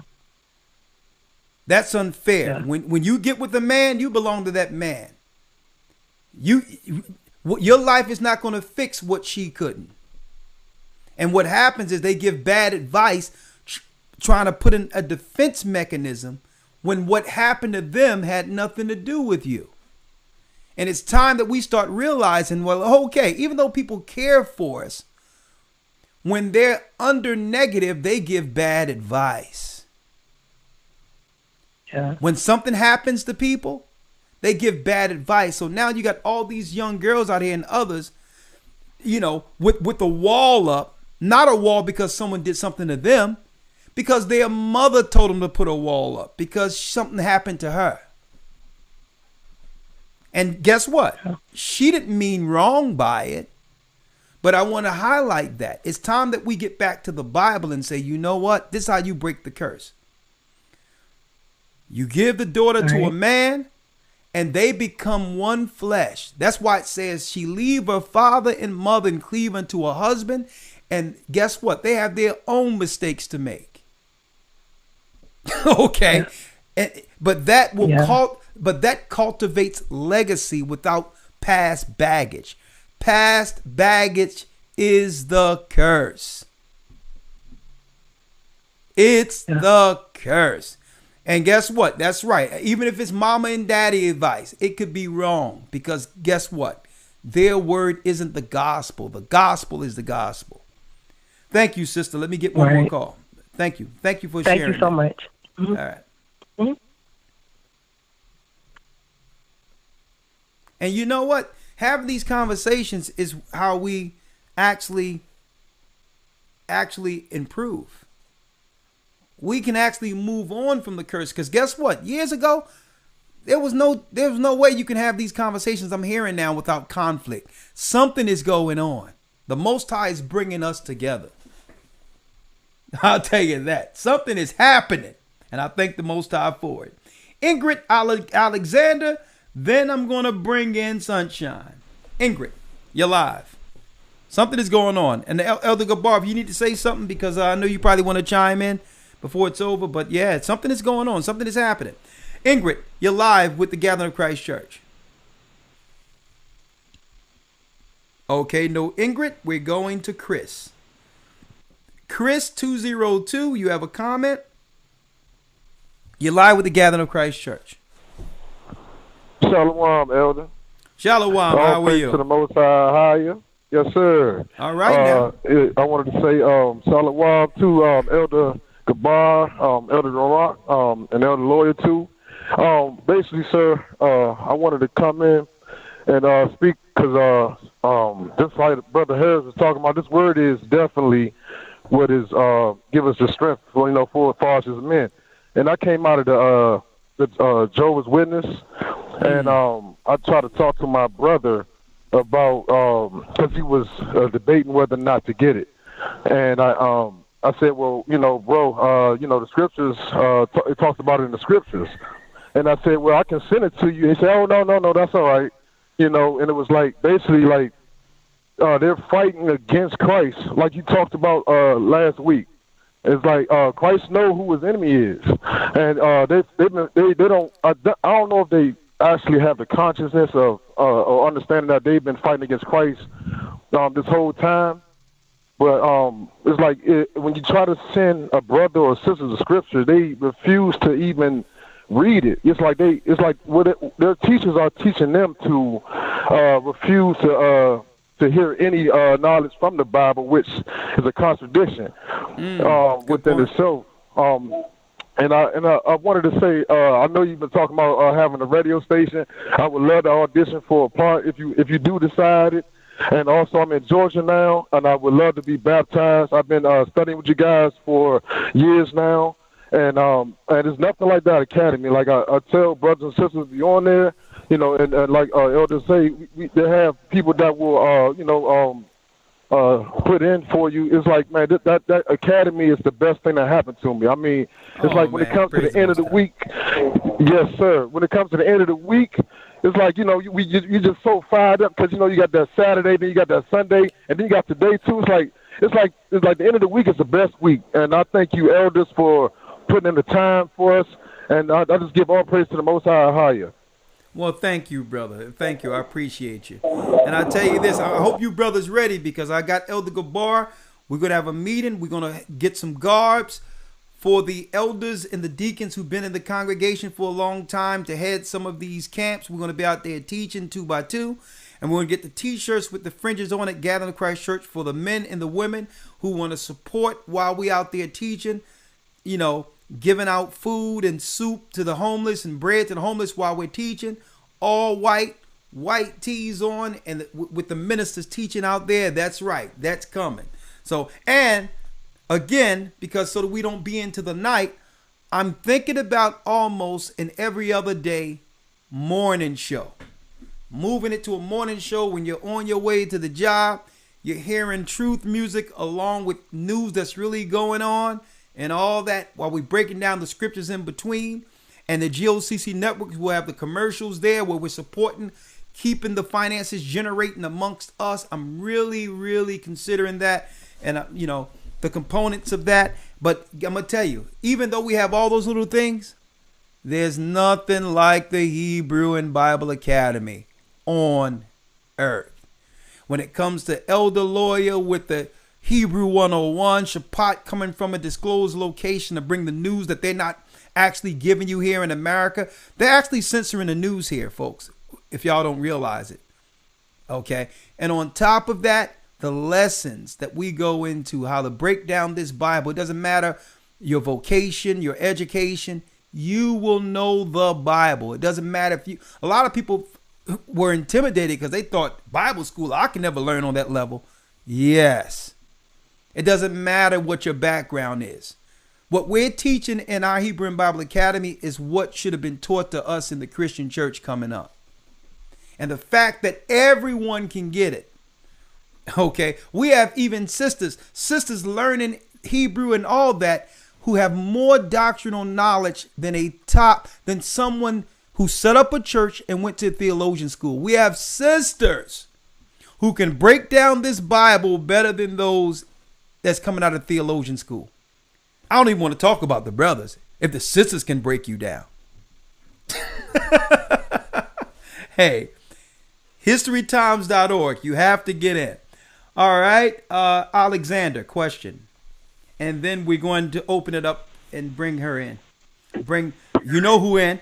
Sunshine. Touch me with a heart of gold. I can't go a day without my sunshine. Who we got? Come on. Alexander. Was that Alexander O'Neill I was singing? Man, how did I tie that in? How you doing? Talk to me. Hey, yeah, my name is Alexander. I'm from Alexander, how you doing? Talk to us. Talk to us. Hey, can you hear me? Your name again?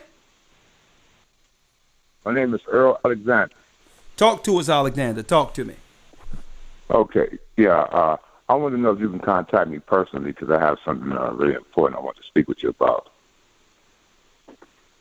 Okay, do you want to touch on it at all, or is it private? What is it? I mean, we're on a public radio show. Yeah, we called it on a public radio show. Yeah, it's private. Yeah, it's a private issue. Yes. With who? With who? With me? With something you're dealing with? No. Yeah, with something I'm dealing with. Yeah. Okay, 1 second. Do me a favor. What city and state do you live in, Alexander? I live in Cleveland, Ohio. Cleveland. Okay. All right. I'll tell you what. Yes.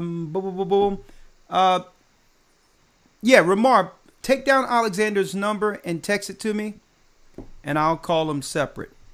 I'll call it separate from the broadcast. Thank you. All right. I did open it up and say, well, I'm opening it up, so I say it for any question. So here's the question. All right, Alexander, I'll make sure I give you a call by tomorrow, okay? Yes, sir. Thank you. My brother. Shalom. Okay, where's Sunshine at? Okay, ready? 1, 2, 3. Take a deep breath. All right, here she go. Shalom, hi. Shalom, how you doing, sir? How you doing? Come on, cut loose. Okay. Elders.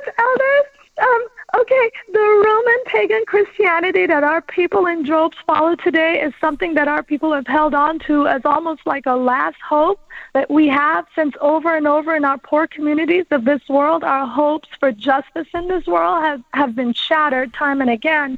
So we have been like brainwashed into believing the Roman pagan Christianity opposed to the true Christianity under Christ and the disciples is the way and truth and life. But we know that paganism is not the way. And now that brainwashing has taken root to such a degree that our people do not want to give up the brainwashing because there's power and complacency that comes with holding on to it, to this delusion.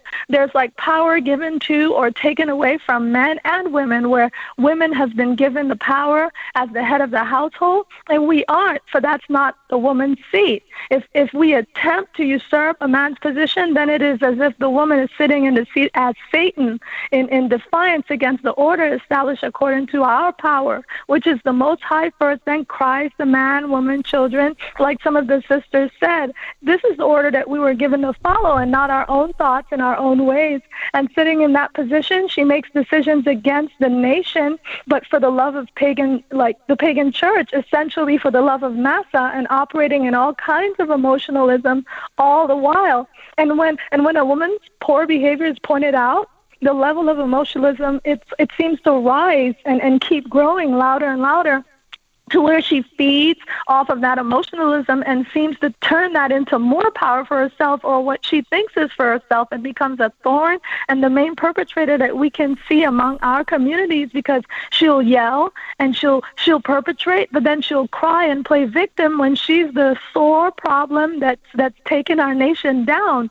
So because the woman appears soft, like you said, has a form of femininity and godliness, but inside she has become destroyed and riddled with insecurities in the spirit, or riddled by spirits roaming the earth and detached from her male covering. And now she dwells in that mindset of deceit, and she's angry and sinning willfully, and now operating outside of the fruits of the spirit in perpetual contempt of the one that's ordained, the Black King. Hey, Sunshine, Sunshine, I know you be on a roll because you write things down, but if you were to outside of your bullet points, how would this woman who's caught up, obviously she don't want to be this way, how in your opinion, how could she recover from that behavior?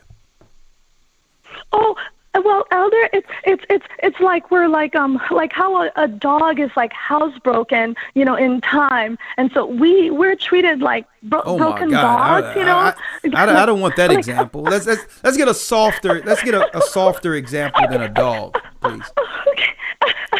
Okay, well, just to say that, we can, through the truth, like some said earlier, and the truth of the Most High, the way of the Most High is the order and the humility and contriteness to, receive that freedom that comes with, learning, to be and loving, the way the daughter of Sarah is, and having pleasure in this, being a pleasure in the sight of the Most High, and having pleasure in being that righteous daughter of Zion. So and I was, Elder, I was in that mental state of that independent woman, like that that broken dog.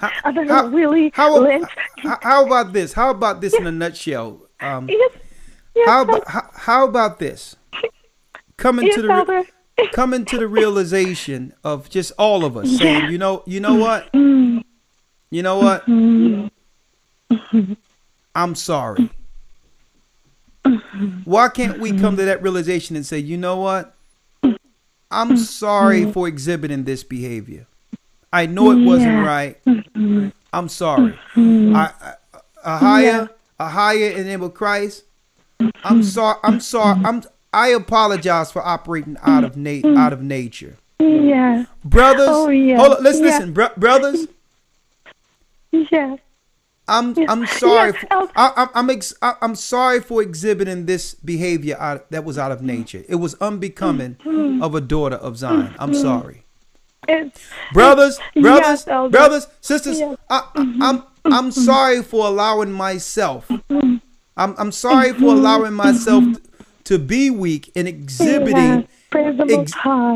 Hold up, exhibiting the traits of someone that's broken through Willie Lynch. Right? But go on. Go ahead. Round it out. Then I'm gonna give I got Gabar with the last word. Round it out. Okay, just to say, it's just exactly what you're saying, Elder, exactly, because that reprogramming is what I had to go through, and by grace of the Most High, I had that 360 turnaround, so that now that wickedness by grace, of trying to do it masses way is now broken, and that's why I now have this righteous admiration and respect for the men the Most High put over us to watch over our souls, and especially, towards my husband. I'm blessed by, blessed with, who guides me according to the word. So when you were talking about submission as a woman, it's a beautiful thing. It's order and righteousness, and I thank the Most High for this truth, which is the best thing that ever happened to me. And I pray to always be in submission to my husband and to the will of the Most High. It's true. Oh, praise the Most High. Oh, praise the Most High. Bless you, Elder. Oh, praise the Most High. There she is. Elder, boy, yeah, I mean, that's a special soul right there. All right, Elder Gabar, we can end it out. I know I got Elder Lawyer, but anything you'd like to say in conclusion? Well, a great broadcast tonight, actually. Yeah, great broadcast. A lot of good points that came out today. I think the main thing that we have to remember, and that, you have some people that may have an opinion, that now men are finding a voice and finding a place of balance. And I think society is finding a balance. I think, when you go into, most issues that women within the feminist movement complain about is that they don't want to go back the way things were, right? But what brothers and what women need to understand, men, we don't want to go back the way things were either. We want it better than it was before. Yeah. You understand? So it's learning from the past, it's learning from when there was situation when men was not responsible and women were, doing the right thing and we were not doing the right thing. Yeah. Or when you have, there is such thing as toxic masculinity. When men are using their men or the position to the point is toxic. There is some balance. To abuse. To abuse women. Absolutely. So now I think we're learning from our past. Men are going back into the proper place. Yeah. We heard the cries, the concerns of the women, right? Yeah. Now we could assess the situation because now we understand women a little more than we maybe understood them before. Because back in the days, a woman was seen, not heard. Now we're hearing women. Now we can understand better how to govern our home. Yeah. And so we don't want to go back to the past. We want to go to the future, which is better. So I want to just, with this awakening, understand that this is something that is good for everybody. It's good for men to discuss their frustration. It's good for women to discuss their frustration so we can learn from the past and become better royalty, as the scripture says. Another thing, and probably down the line we'll do another broadcast on it way down the line because we got pending things going like the end of the world happening here. Yeah. But really, like this thing out there called the manosphere that a lot of people are going into and listening to. And what I have to say is, especially for the sisters to some degree, hear what people are saying out there. Not that whether or not they're right or wrong, but the fact that those ideas are out there, that brothers are actually saying what they're thinking. Things that they were afraid to say in fear of their relationship breaking up. Stuff that they can only say around brothers. You want that useful information to know, even if it's not on par with everything the Bible say, how do men really feel and think? And that spirit is out there now. Now, one thing about us is everything we think and do is leveraged with the word of God. You can't expect to get that out there. But it's good to understand that a lot of what brothers are asking for is biblical. Even if they don't know the Bible, they understand in their spirit that in certain areas they're being shortchanged. And guess what? We can put that on this side, on either side. But it's out there now. No longer are we sitting back saying, well, we're just going to allow things to unfold and we're going to accept things like it is. No. Brothers are out there saying, this is what we want. This is what we want. You can say what you want, and guess what? No one can begrudge you for saying what you want. And brothers are saying now, well, listen, this is what we want, and let's come to terms. Let's agree with one another because the enemy is at the door, and he don't care whether or not we male or female. He's looking to destroy us all. Let's break the Willie Lynch curse. Can we do that? Stop blaming one another and just listen to one another. That's it. That's the beginning. Because why? When listening to each other, guess who doesn't have a voice? The enemy. With that, Elder Gabar, this has been a great broadcast. I'm going to call you a little later. I got to eat. I'm hungry. May the Most High be with you. Stay prayed up. Sin not. Thank you, Elder Lawyer. I know you over there too. I'll call you all later. There go the elders of the Gathering Christ Church. Thank you, you rock.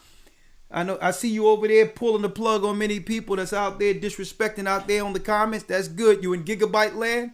Hey, in purgatory, that's where you belong until the resurrection. Thank you. May the Most High be with you. Stay prayed up. Sin not. We will soon see Zion. Thank you, thank you, thank you, thank you. That's right. And you know I got to play my thing. A higher power with me. Thank you, Elder Ramar, for what you're doing, screening those calls.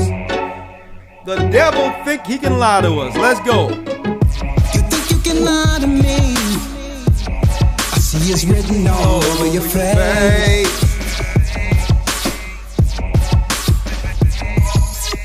Scientific intricity you created out in space.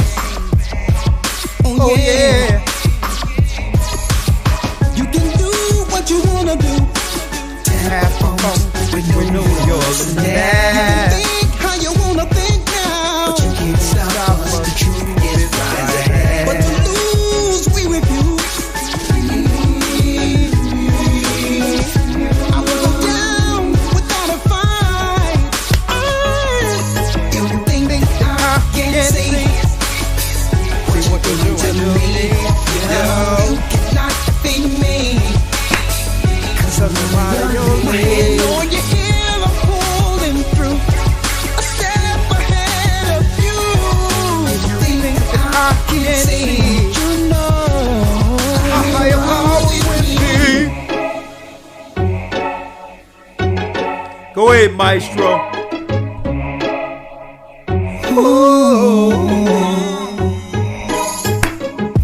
You think you're controlling me? That I will stay your slave. Ain't no strings on me. No. Controlling the 50 frequencies, making it so hard to get away.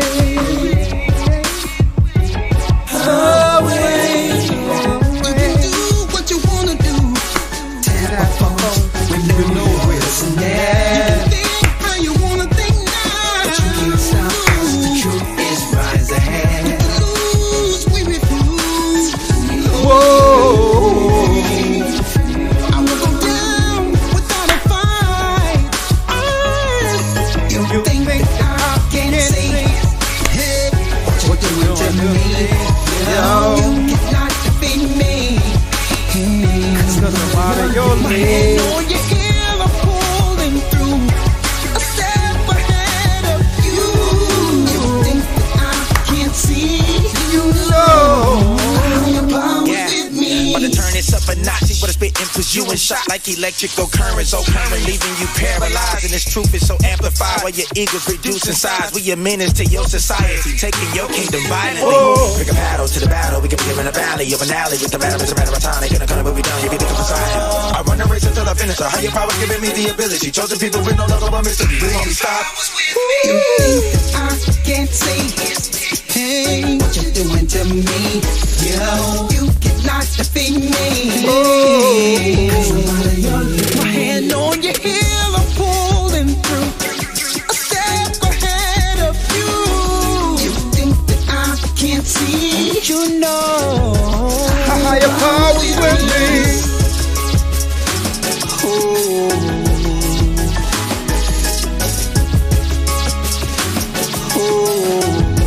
A higher power with me.